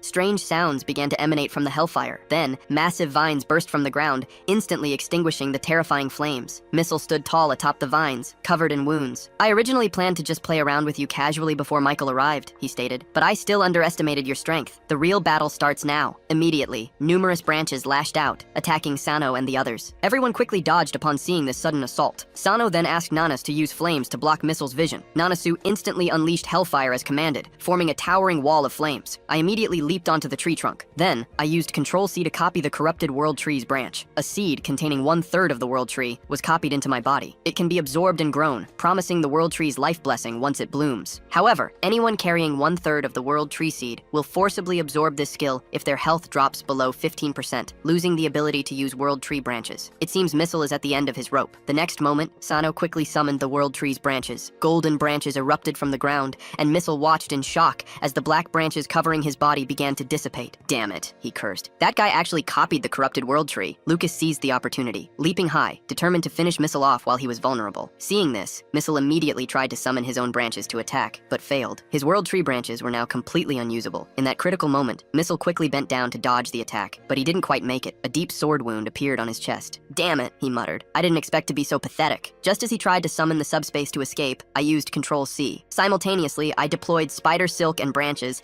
instantly binding him tightly. Missile gritted his teeth. Once elves cross dimensions, they become monsters too, Hunter Nini declared. And my duty is to deal with monsters and protect citizens. With that, she swung her sword heavily. The terrifying hellfire immediately engulfed him. Missile howled in agony as the flames consumed him. I'm surprised that still couldn't kill you, I remarked. You forced my hand, Missile snarled. I'll make your world become like ours. The next second, a massive spatial crack ripped open behind him. Stop him quickly, Sano yelled. If he succeeds, the entire world will be in danger. He immediately recognized the massive spatial crack as the subspace's true form. Not wanting to miss this opportunity, Sano quickly charged toward Missile. His sharp sword, wrapped in golden light, pierced right through him. With tremendous power, Sano then charged into the subspace, dragging Missile along. This sudden turn of events left both Nanasu and Lucas stunned, unable to react. Inside the subspace, Sano found himself in a new dimension. The surroundings were pitch black, seemingly empty. Sano immediately crouched down, preparing to use his copy skill. Control-E. He tried to copy the subspace. A message appeared. Subspace is an item linking to another dimension. Cannot be fully copied. This left Sano confused. Could it be copied or not? Another message appeared, forcibly stripping the dark subspace from the target's body. A dimension key is required to use this space. Sano quickly pulled out the key and found it worked. He used Control-E. The system declared, upgraded to level 3, then upgraded to level 5. Now all copied items and skills could be stored in the subspace, ignoring compatibility restrictions. Great, he exclaimed. Now I can finally copy the Holy Sword. Meanwhile, Missile, still bound, began to tell his story. My homeland and Greece were both pushed to the brink of extinction, he revealed. This subspace was stolen from the fallen elf king Grammar. So, to get the complete subspace, I need to defeat him? Sano asked. Defeat him? Missile scoffed. He single-handedly brought my homeland to the brink of extinction. Before he could kill me, a dimensional door fortunately opened, and I barely escaped, arriving in this dimension. I sacrificed everything to bring this subspace here. Wait, Sano interjected. How did you turn it into an item? I used that dimension's curse, Missile replied. This revelation immediately shocked Sano. Another dimension also had curses? My curses are different. I was just as surprised as you when I found out this dimension also has curses. The problem is, I can't absorb curses from this world. I'm curious if your Control-C can copy them. So, my curse is your real target. If Michael kills you, just press Control-E. I'll immediately open the dimensional door connecting both worlds. That way the Elf King Grammar will descend here. If not for Saigon, he would have come here 15 years ago. Why are you telling me all this? Because you're about to die. Just as Sano was processing all this, a giant claw suddenly struck out at him. Fortunately, Sano reacted quickly, barely avoiding disaster. He looked in terror at the monster before him. It was actually a giant dragon. How was it in the subspace? This thing didn't look easy to deal with. If it got out, they would be finished. As Sano kept dodging the dragon's attacks, a brilliant light suddenly blocked its advance. Lucas was here too. You should have copied the subspace already, right? Lucas asked. This dragon was brought in by Missile. It's been corrupted by demonic energy. Leave this to me, Lucas declared. You quickly get out and close this space. However, just as Lucas finished speaking, the dragon roared. It broke free from the Holy Sword's restraint, sending Lucas flying hard. Lucas fell unconscious, and the Holy Sword slipped from his grasp. Seeing this, Sano quickly stopped. He shot spider silk toward Lucas. Meanwhile, in the outside world, Hunter Nanais received an experience notification, but she had only just fought with Missile, not actually killing any monsters. So, it seemed beings from other dimensions were indeed treated as monsters. Around this time, all the hunters gradually arrived. They stared at the spatial crack before them, discussing how to handle it. However,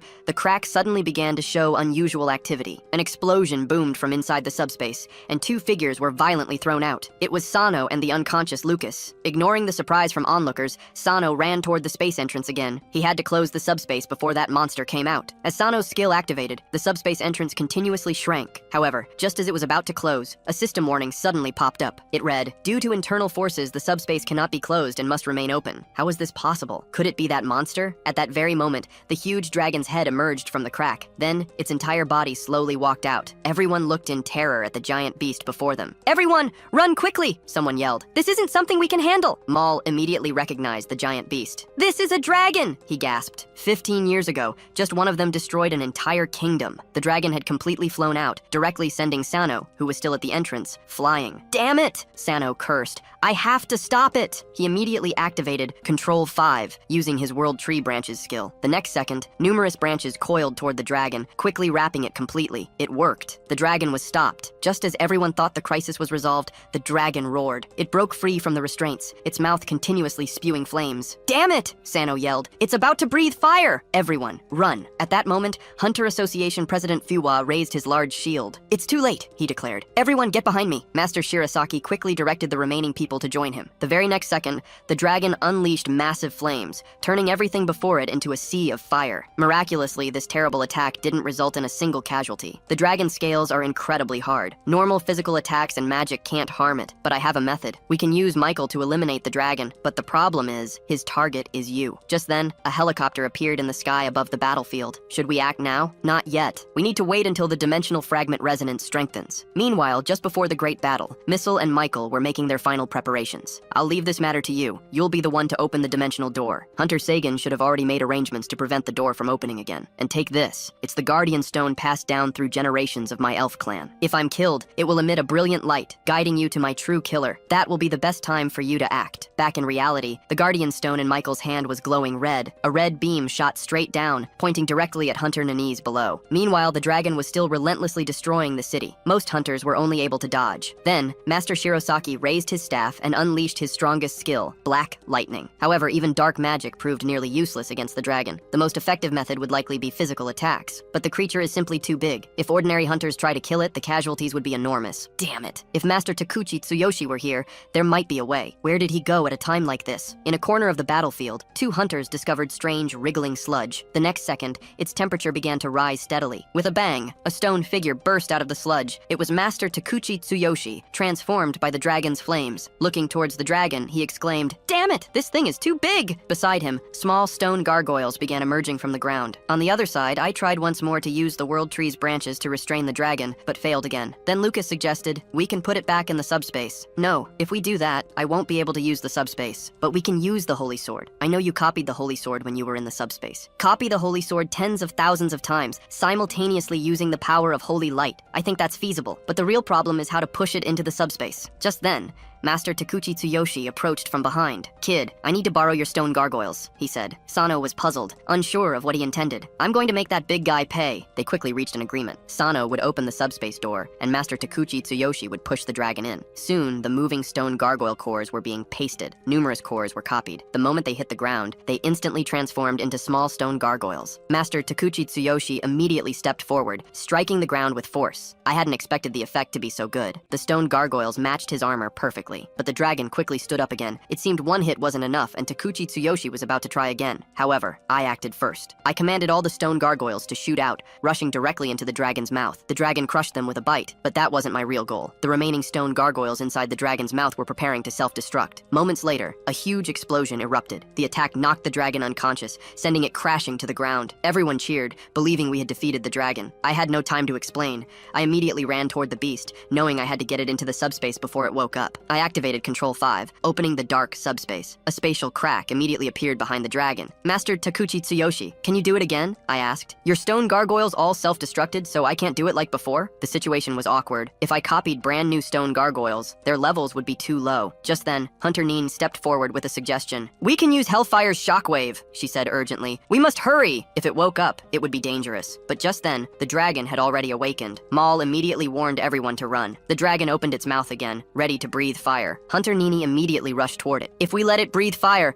we're all done for, she exclaimed. Just as the dragon was about to breathe fire, Neen swung Hellfire with all her might. Hellfire shot straight toward the flames, but was immediately swallowed. In an instant, the entire block was filled with scorching flames. Seeing this, I immediately used my shadow movement skill, teleporting to Nene's side. I wrapped us both in spider silk, then controlled the silk ball, shooting it outward. We successfully reached a place unaffected by the flames. Nene, how are you doing? I asked. I'm fine, she replied. But my witch's blade. Just as she finished speaking, the witch's blade appeared nearby. I brought it along just now, I told her. I activated Control C. The system notified me that I had contacted the witch's blade and would automatically copy it. Because its properties conflicted with the holy sword, the witch's blade would be copied to the subspace. I hadn't expected items touched through spider silk could also be copied. Nene turned to look at the dragon. This big guy's flames are too terrifying, she said. How should we deal with it? Just then a voice announced, this is the moment. The voice continued, Control F, cutting the target object. Immediately, a yellow light descended from the sky, covering the dragon. I and Nanis were also caught within the light's coverage. I looked up at the sky in shock, an ominous feeling washing over me. A system notification popped up. Control F. Discovered someone is using Control F. Oh no, it's Michael, I thought. Lucas immediately shouted to me from outside the yellow light. Danger! Get out of there immediately! Reacting quickly, I immediately activated my skill, Control 5, using the giant king spider's silk. Immediately, black gas began rapidly covering the surroundings until everything turned completely dark. With a rumbling sound, both the dragon and the ground beneath it disappeared without a trace. What just happened? I wondered. Why is there suddenly a huge crater here? And where did the dragon go? Who was it? Just then, President Fua looked in shock toward the other side. Nanase was spitting blood, clearly in extreme pain. Nanase's arm had disappeared and blood stained her entire coat. Everyone immediately became extremely anxious upon seeing this. Shinoda Satoru cried as he asked me, why did my sister become like this? Arita Sara can definitely cure her, right? Don't worry, I promised. I'll take her to find Arita Sara right away. He opened a subspace and picked up Nanase. As he entered, a voice called out, Sano-senpai, please, you must cure my sister. Sano simply replied, leave it to me. Right after Sano left, a helicopter appeared overhead. It bore the Rising Star Guild's logo on its fuselage. Moments later, Michael and his subordinates landed on the ground. Sorry, Michael said. That attack was a bit excessive. Takuchi Tsuyoshi angrily walked over, ready for a confrontation. Our hunter lost an arm because of your attack, he fumed. Michael shrugged. That dragon could have destroyed an entire country, so I had to use a bit more force. Michael added, just losing an arm is actually quite a bargain. Hearing his contemptuous words, Master Takuchi Tsuyoshi instantly flared up. As both sides were about to come to blows, President Fua arrived just in time, stepping between them. Sorry to interrupt, President Fua said. I'm the president of the Island Nation Hunter Association. Either way, thank you for your support. At that moment, Lucas walked over. He immediately exposed Michael's disguise. He's the mastermind behind all of this, Lucas declared. This revelation shocked both President Fua and Takuchi Tsuyoshi. Seeing his cover blown, Michael stopped pretending and smiled. That's right, Michael admitted. This was all my scheme. Unfortunately, you'll all be staying here forever. With that, he activated his skill. He uttered, Control A, select all objects to be deleted. Meanwhile, Sano was continuously running through the subspace with Nanase. He quickly reached the hospital's space. Sano mused. Just as I guessed, with a subspace I can move freely within the corrupted tree's barrier. Inside the hospital room, a spatial crack suddenly appeared. Sano emerged, still carrying Nanase. Sarah, quickly, help look at Nanase's arm, he urged. Arita Sarah was still in shock from the scene before her. Sano had already activated another skill, Control 5, pasting infinite magic power. He knew that for Arita Sarah, as long as she had enough magic power, she could restore Nanase's arm. He then activated Control Plus, repositioning the target's arm. What they thought would be an easily treatable injury suddenly brought up an error message. Objects cut by Control 10 cannot be restored. Arita Sarah had never encountered a situation like this, and she panicked. I don't seem to be able to restore her, she stammered. A system message then appeared. This injury was caused by another curse and cannot be restored through Control Z. Sano cursed. Damn it, Sano thought. If that's the case, what would happen if I used copy-paste? He then copied the cut witch's blade. Control 5, pasting the witch's blade. Just as Sano believed he had succeeded, an error appeared. Cannot paste objects cut by Control 10. The witch's blade in his hand gradually dissipated. Even this won't work? Sano wasn't willing to give up. He continuously copied 3 witch's blades, but each attempt resulted in a failure notification. The copied blades on the ground instantly disappeared. Damn it! I don't believe it! Sano exclaimed. Control 5, infinite copying, Sano declared. Countless witch's blades were copied, only to immediately dissipate. He kept repeating this process, copying and dissipating. happening. Everyone else in the room watched, stunned,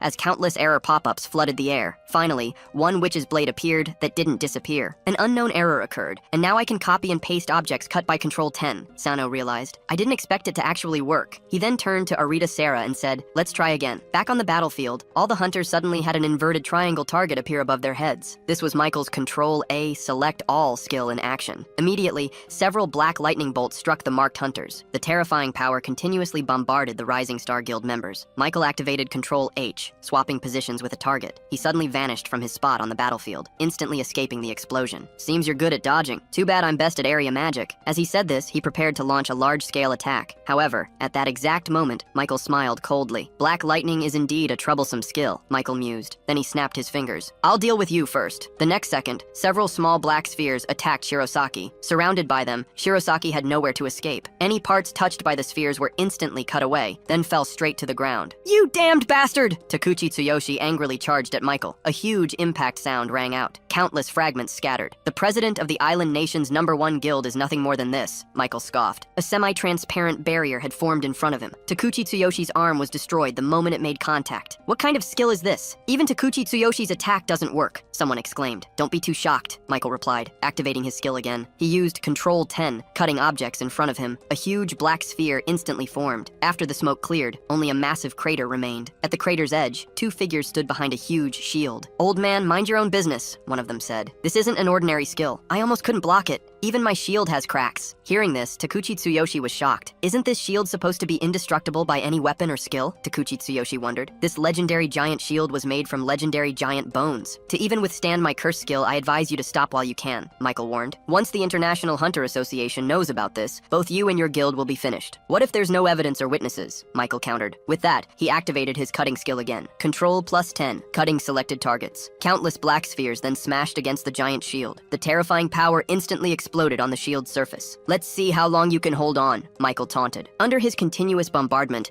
President Fua and Takuchi Tsuyoshi struggled to resist. The next second, the shield's phantom completely shattered. The terrifying black sphere then directly hit the shield's main body. Under the massive impact, Takuchi Tsuyoshi quickly grabbed President Fua's collar. President Fua narrowly dodged, but his shield was already in tatters. Takuchi Tsuyoshi wasn't so lucky. Half his body was cut away. The world's 5th-ranked hunter ending up like this is truly regrettable, Michael declared. Do you think you've already won? Takuchi Tsuyoshi countered, electricity crackling around his body. Actually, even if my body is blown to pieces, this stone armor won't be damaged. His missing arm slowly began regenerating. He finally transformed into a giant stone person, then swung an angry fist at Michael. However, just as the fist was about to hit, Michael teleported away. The next second, Michael appeared behind Takuchi Tsuyoshi. He activated Control +10 to cut the target, instantly destroying the stone armor's arm. But as long as there were stones nearby, the stone armor could quickly repair itself. It immediately raised its arm again, swinging at Michael, but it was cut away again. Damn it, it failed again, Takuchi Tsuyoshi cursed. An infinitely reviving stone person, truly worthy of the world's 5th-ranked hunter. You bastard, shut up, Takuchi screamed, swinging his fist again. No matter how Takuchi attacked, Michael easily dodged with his teleportation. You might have forgotten, Michael said. My world ranking is 2nd. With that, he quickly cut off another arm from the stone armor. Your attacks are completely futile, Michael stated. Even as he said it, the destroyed arm regenerated once more. Michael didn't let up though, launching dark sphere cuts all over the stone armor's body. It's useless, Michael scoffed. No matter how many times you try. It seemed like an endless stalemate, but Takuchi Tsuyoshi slowly started to notice something was wrong. The number of usable stones around them was decreasing. You finally realized, Michael said. You've already become much smaller. There probably aren't enough stones left to maintain such a large form, Michael continued. I used my skill to remove the stones. I'll make your existence completely disappear. Takuchi was completely panicked at this revelation. His stone armor ability relied on countless blocks, making it infinitely versatile. That's why he never feared anyone. But now, the very stones he depended on for survival were being eliminated by Michael. He simply couldn't accept this reality. Michael then raised his palm. The next second, he sliced away half of the stone armor's body. It's time to end this, Michael declared. Immediately after, he summoned dozens of dark spheres and bombarded Takuchi Tsuyoshi. When the smoke cleared, the stone armor slowly disintegrated. Inside, Takuchi Tsuyoshi was unconscious, falling straight to the ground. The surrounding hunters simply couldn't believe that Master Takuchi Tsuyoshi had lost. Anyone else want to fight me? Michael challenged. Just then, Ares, the head of the International Hunter Association's research department floated into the air. A massive iceberg began to condense above her head. "I will punish you," Ares stated firmly. Michael just laughed. "Ha ha ha, do you really think you can do it? You're destined to fail, just like your mother." "Don't insult my mother," Ares screamed, swinging her arm. The massive iceberg crashed down towards Michael. "Is this the best method you can think of to beat me? How laughable," Michael scoffed. With that, he raised his hand and activated dozens of small, dark spheres. The moment they made contact,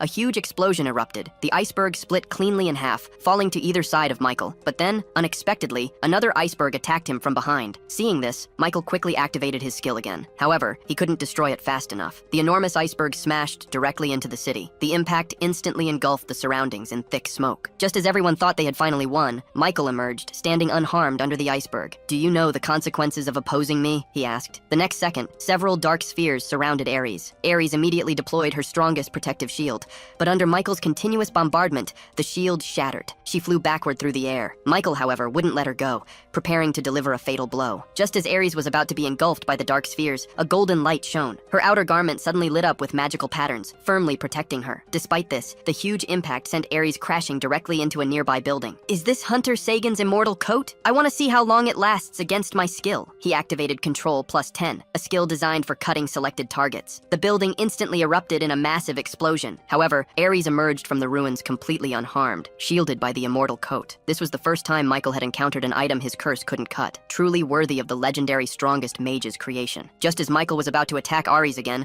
Maul charged him from behind with his sword, but Michael instantly detected him. A single dark sphere counterattack was enough to defeat Maul. Shinoda Satoru anxiously ran to his side. Noticing more and more people gathering, Michael decided to deal with these small fries first. He activated Control+A, instantly selecting everyone around him. Once again, the inverted triangle symbol appeared above their heads. As Michael's cutting skill activated, the surrounding hunters began to fall one by one. Those still standing watched in horror as their comrades continuously dropped. Terrified, everyone wanted to flee, but it was already too late. The next second, dark spheres exploded where each person stood. To everyone's surprise, they all survived. It was President Fua, holding his battered shield, who had barely blocked the attack. "All survivors, evacuate immediately. This upcoming battle cannot be won by numbers alone." At that moment, President Fua noticed Lucas standing motionless in the crowd. Seeing his trembling hands, Fua said, "If you're also afraid, then I advise you to leave with everyone else. Furthermore, you have no obligation to protect this country. I hope you can testify against their crimes later." Lucas, meanwhile, was struggling internally, falling into deep memories. "Hunter Sagan, why do you insist on fighting? Now you even want to borrow the Holy Sword's power. This isn't even your country." When Hunter Sagan saw Lucas, he understood immediately. "So your parents refused me because of you. In the near future, national borders and race won't matter anymore. An era is coming where we all must fight with all our might. By then, you'll understand the Holy Sword's importance. At that moment, even if you feel afraid, you cannot hesitate." Faced with this sudden attacker, Michael merely raised his hand. "Control! Deleting target!" A huge dark sphere instantly materialized. Lucas showed no retreat in the face of this attack. Wielding the Holy Sword's power, he directly shattered the dark sphere. Now that Michael had absorbed Control Plus, was he invincible? Not yet. This was thanks to the Holy Sword's existence, specifically its radiance. Radiance could block all dark forces, and since curse power was similar to dark skills, radiance still had some effect on it. The radiance and curse power canceled each other out,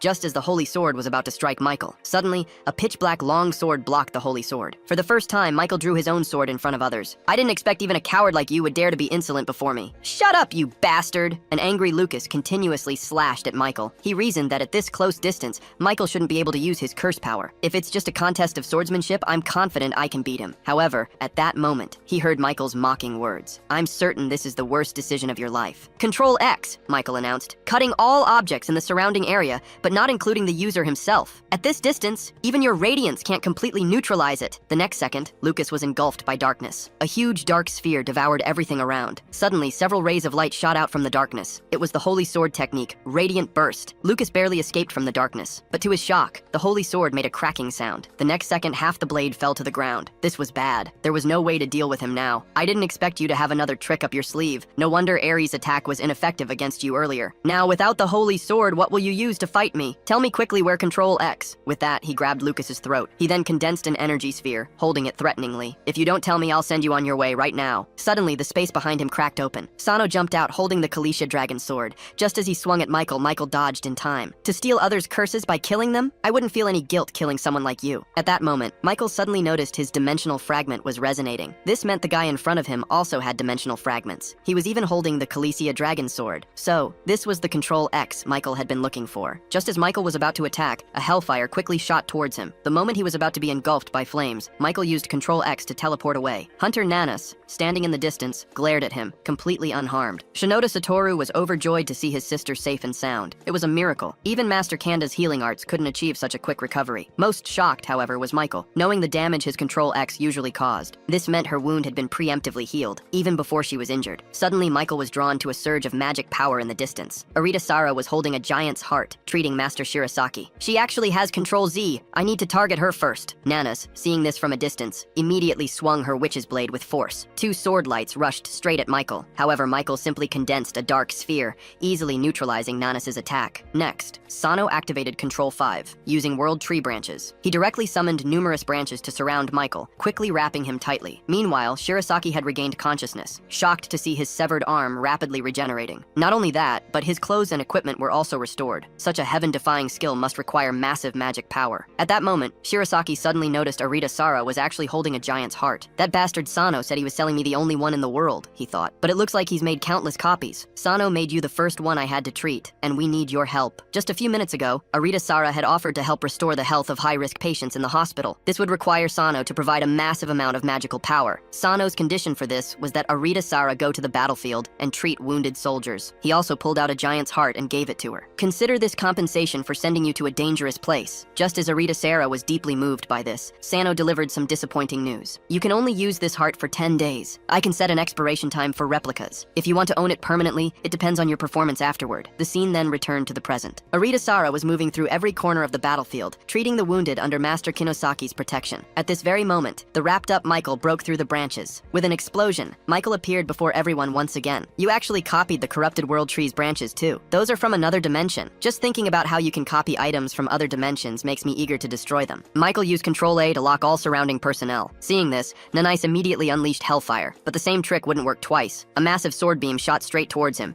yet he simply raised his palm, used Control A to cut target, and effortlessly blocked it. Nanais had already charged forward. Massive Hellfire swept toward Michael. Seeing this, Michael tried to use the same trick again, attempting to neutralize the attack before him. But even after repeated attempts, he was shocked to discover that the Hellfire not only didn't weaken, but became even more ferocious. With no other option, Michael teleported into the air. This Hellfire was really getting annoying. He then decided to target Nanais first. Activating Control A, he selected Cut Target. A huge dark sphere swept toward Nanais. Just then, Control 5 activated, unleashing Spider Silk from the King Giant Foot Pearl. Sano used the Spider Silk to wrap around Nanais, pulling her back just in time. Are you alright? However, Nanais didn't appreciate Sano's intervention at all. Don't interfere with my battle. Calm down! This guy is dangerous, Sano warned. You should help transport the wounded. Leave him to me. Right now, I'm the only one who can handle him. With that, Sano charged forward. A calmer Nanais realized she couldn't handle the opponent's strange abilities anyway, so she turned to help rescue the wounded. Sano brought up his system panel. He activated Control 5 to use the light and shadow of Spider Silk, and simultaneously triggered his shadow movement skill. He instantly teleported behind Michael and launched an attack.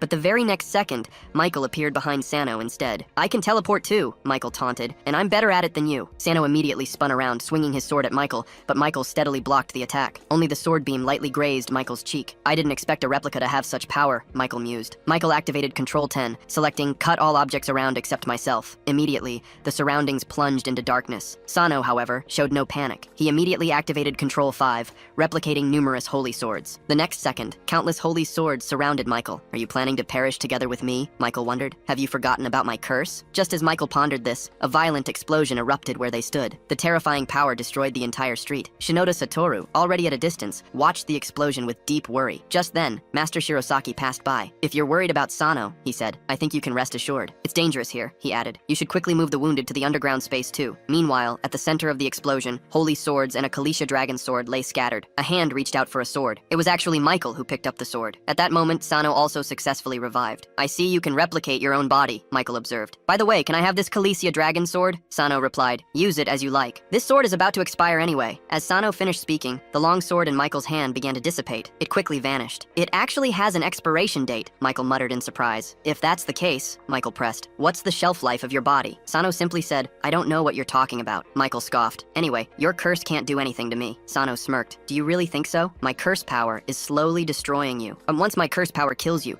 even if you copy and paste yourself back, you'll only become a weaker version. The more times I kill you with my curse, the weaker you'll become. This will continue until you truly die. Sano was shocked. Everything Michael said was true. Even though he had revived, he hadn't fully recovered. His basic defense was 245, his skill level 7, and proficiency level 10. It seemed Sano didn't have much chance of winning. beginning, but he had a plan. If his health dropped below 25%, the Khaleesi Dragon Sword's Berserk mode would activate. Perhaps that would give him a chance to defeat Michael. With that thought, Sano activated his skill, Control 5, Branches of the World Tree. But just as the branches were about to reach Michael, Michael suddenly teleported. He appeared behind Sano, thrusting a pitch-black long sword forward. It left a deep bloody mark on Sano's neck. Sano's health had dropped below 25%, triggering the Khaleesi Dragon Sword's Berserk mode. Immediately, the sword in his hand pulsed with red energy. Sano raised it high and slashed down. Michael watched in shock. Sano's terrifying sword light split the entire street, but Michael, protected by his curse skill, used Control 5 to cut everything around him. He then dodged the strike. Michael spoke. "That was dangerous. I didn't expect that sword to go berserk. Too bad you still can't defeat me with just that. Just give up and go to hell." He then activated Control 5, Target. Immediately, black energy erupted around Sano, quickly enveloping him. At this critical moment, Sano used his shadow movement skill to teleport behind Michael, launching an immediate attack. But Michael detected it, activating Control 10 to cut everything around him. Both were instantly swallowed by darkness, which would be maintained for 10 seconds. Trapped inside, Sano painfully died from the strike. Sano's Control 5 skill triggered, allowing him to revive. He was trapped in a continuous cycle of revival and death. Meanwhile, in another space, Lucas was writhing in agony from the curse's power. He thought, if only I had a replicated holy sword. Just then, a coat was draped over him. The curse on Lucas immediately began to subside. The person explained, "My mother left this to me. I don't know how it works, but it can eliminate most curse effects." Lucas was completely shocked. Could this be? He wondered. Just then, a voice came from behind him. "Lucas, do you know what's different between the skills Michael uses and ours? As you suspected, his skills aren't conventional hunter skills." The voice continued, explaining that Michael's Control X could cut all objects, completely erasing everything. "You must have noticed you can't fully unleash the power of the witch's blade. It seems something went wrong during Michael's restoration process. If this continues, he might just keep deteriorating." The voice then added, "Even Sano can't perfectly replicate items that have been cut." Lucas asked, "You mean Sano might not be able to defeat Michael? He has only one weakness," the voice replied. "To make up for it, he's been trying to get the giant's heart." The scene then returned to the battlefield. Michael's voice echoed, "Control 10, the magic around you has been cut off." After the smoke cleared, Sano, tormented countless times, knelt on the ground, covered in wounds. He realized he could no longer use his Control 10 skill. Both combatants were now approaching their limits. Sano gasped, "Your curse eliminates the magic around you. Is this why you want the giant's heart?" Michael scoffed, "It's too late for you to know now. What can you possibly do at this point?" A system notification flashed. "User severely injured, unable to use control skills." Sano quickly opened his backpack, desperate to check his available items. Sano had 3-dimension fragments. They were resonating with his opponent's fragments. "It seems you have them too," his opponent remarked. His opponent's words sparked a sudden thought in Sano's mind. The person with the most dimension fragments could combine them, and their power would increase with each one. With this realization, Sano pulled a longsword from his backpack. "It seems you can no longer use the power of curse," Michael scoffed. "What good is a simple longsword?" In a flash, Michael teleported in front of Sano, stabbing him with his own sword. "You and I are on completely different levels. Before you die, hand over the fragments you have," Michael demanded. Sano smirked. "Since you want them so much, then take them." As he spoke, 3-dimension fragments materialized in his hand. Immediately, the fragments emitted a strong resonance. The fragments in Michael's backpack reacted automatically. "Didn't you know?" Sano taunted. "The one with more fragments can forcibly extract them, no matter where you hide them." Instantly, the fragments in Michael's backpack automatically appeared. "There's one more thing I forgot to tell you," Sano continued. "When they combine, there will be a violent explosion." As the fragments automatically snapped together,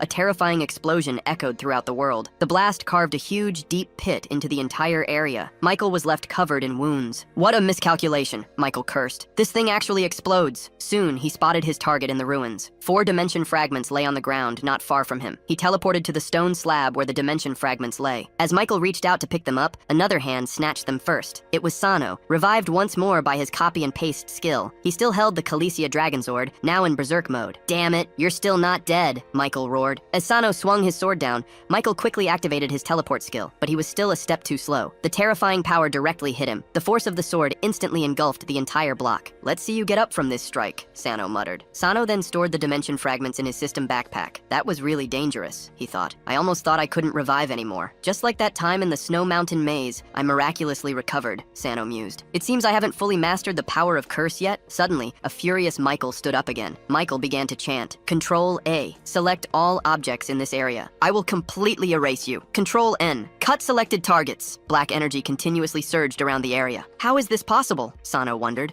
Where did he get the magic for such a move? He realized Michael wasn't drawing on surrounding magic. Instead, he was using the magic within his own body to cast skills. This was bad news. The range was too wide. Even Sano's shadow movement skill couldn't escape it. Moments later, half the city was swallowed by the darkness. Meanwhile, a man holding twin axes arrived at the edge of the dark sphere. This was none other than than Turner Miller, the world's #1 ranked hunter. Is this dark sphere Michael's skill? He asked. Yes, this is worse than I imagined. At some point, Shinoda Shiro, president of the Great Sage Guild, also arrived. Boss, he reported, I contacted the White House. They told us not to interfere with matters here. Did the International Hunter Association respond to our request for help? The country is gathering military forces. It's starting to feel out of control. It seems we have no choice. Just then, Turner pulled out the last dimension fragment. Don't be too rash. I came here for a reason. I want to break in. He then assumed a battle stance. Transfer all your magic to me. I'll take care of the rest. Shinoda Shiro then infused Turner with his vast magic power. Control Plus begins storing magic. Overwrite previously stored magic. As the magic flowed in, Turner soon held 10 times his own magical power. Grant user unique skills compatible with Titan X. Soon, his body was surrounded by the ghostly forms of 2 giant purple axes. Wielding his 2 large axes, he leaped from the rooftop. He slashed directly toward the dark sphere below. This is using my magic to enhance his weapons, but this alone still won't be enough to destroy the dark sphere. Just as Shinoda Shiro prepared to help again,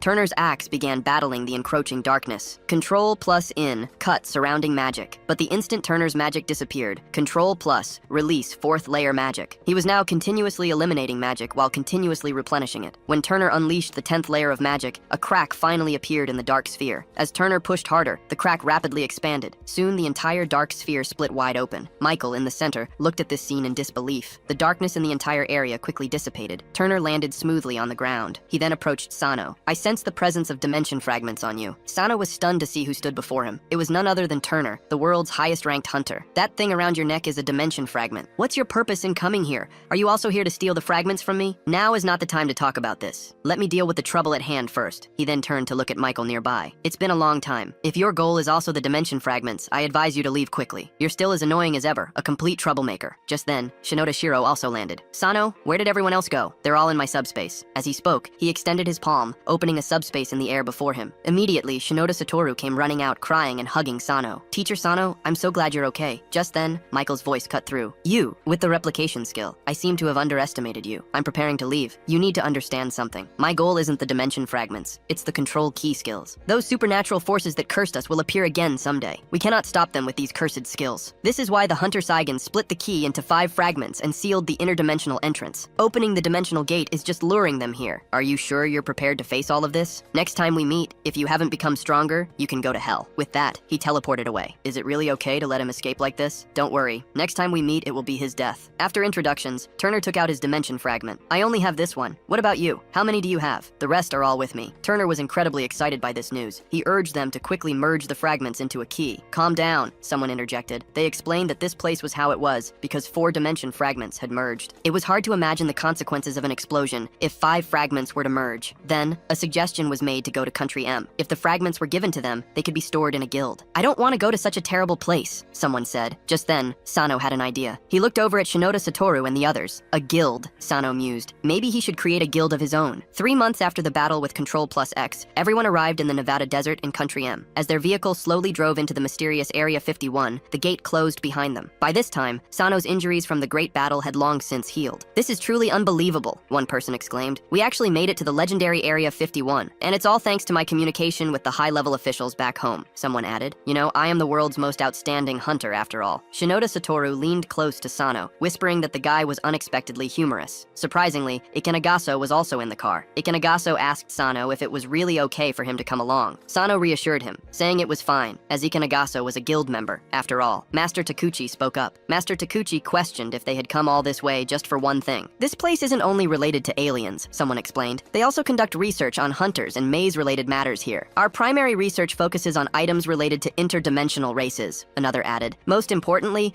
our recent research has focused on special skills called curses. Arita Sarah was very surprised to hear this, realizing it was why they had brought her along. Everyone was looking forward to one thing, building a passage to another dimension. Not everyone thought this way, however. Opening the dimensional gate wasn't just simple research. Barris, you're too cynical, someone remarked. From humanity's perspective, if the dimensional gate opens, we'll all gain more research and development opportunities. Plus, Hunter Sano's father's research would become much clearer. Sano internally wondered what his father had truly been researching. His real purpose in coming here was to explore that truth. This takes us back 3 months to the Country Hunter Association building. A post-war hunter meeting was being held. By then, Michael had become a global fugitive. So, how is the destroyed city doing now? Someone asked. Don't worry, everyone, came the reply. The city is currently under repair and has already been about 80% restored. This news surprised several people in the meeting. How had so much been restored in just 1 week? How was that accomplished? finished, someone pressed. "I'm sorry, but this involves classified information I cannot disclose," the speaker replied. "We have special personnel whose information cannot be made public. What I can tell you is that Sano deserves most of the credit for resolving this crisis." The people in the meeting room immediately started discussing this among themselves. Sano, however, didn't care about their opinions of him. He turned to Nanessa and asked how Lucas was doing now. Nanessa replied that Lucas's family had considerable influence, but he was currently in an interrogation room. She added that she'd heard Lucas lost his standing in the family. Most importantly, he had already handed over all the holy swords to the country. Hearing this, Sano immediately understood how Lucas must have used them. When the battle ended, Sano had replicated a holy sword and given it to Lucas, telling him to take it. Ares had told Sano that without this sword, Lucas couldn't relieve the pain caused by the curse. So, Sano had instructed Lucas to keep the replica as a backup. The scene then shifts to Sano finding Master Shirasaki to discuss future plans. Sano asked why they had to go to Country M. Master Shirasaki responded that Sano should have seen the explosion scene back then. That was only the damage from 4 dimension fragments merging. If the final piece fuses, the power would be unimaginably great. "Do you think there's a suitable place in this country? Don't you still have your subspace? You could merge them in there." "Unfortunately, I've already tried that. Dimension fragments can't be merged in subspace. So, the only place I can think of is Country M's desert region. You're not planning to join Turner's Guild, are you? How could that be? Plus, there are 2 things I need your help with now." "2 things? After you tricked me with that replica giant's heart before, you still have the nerve to ask for my help? I'm forming my own guild. Can you help me?" Shirasaki was very surprised to hear this. "Why form a guild? My guild would always welcome you. I'm sorry, but I want to become stronger with my friends. I like the idea of having my own guild that no one interferes with." Later, at the Hunter office, "Ares, I didn't expect to meet you here. I came to H Country to investigate my mother's disappearance." Someone nearby then asked, puzzled, "You two knew each other before?" "Yes, we knew each other before my mother disappeared. I've been thinking about something. There's another person the Western Hunter met after me. He used to be at a research institution in Country M's Area 51. Do you know Sano Kazuya?" Ares seemed to recall seeing that name in his mother's notes. They mentioned he was a supervisor at that research facility, studying items from other dimensions. That usually calm Western Hunter seemed particularly gentle toward him, just like family. Just then, Sano also arrived. "You're talking about my father," he said. Everyone was very shocked to hear this. "I didn't expect Sano Kazuya to be your father." A week quickly passed, and Sano's guild was successfully established. "Is this our guild's office? It's fantastic,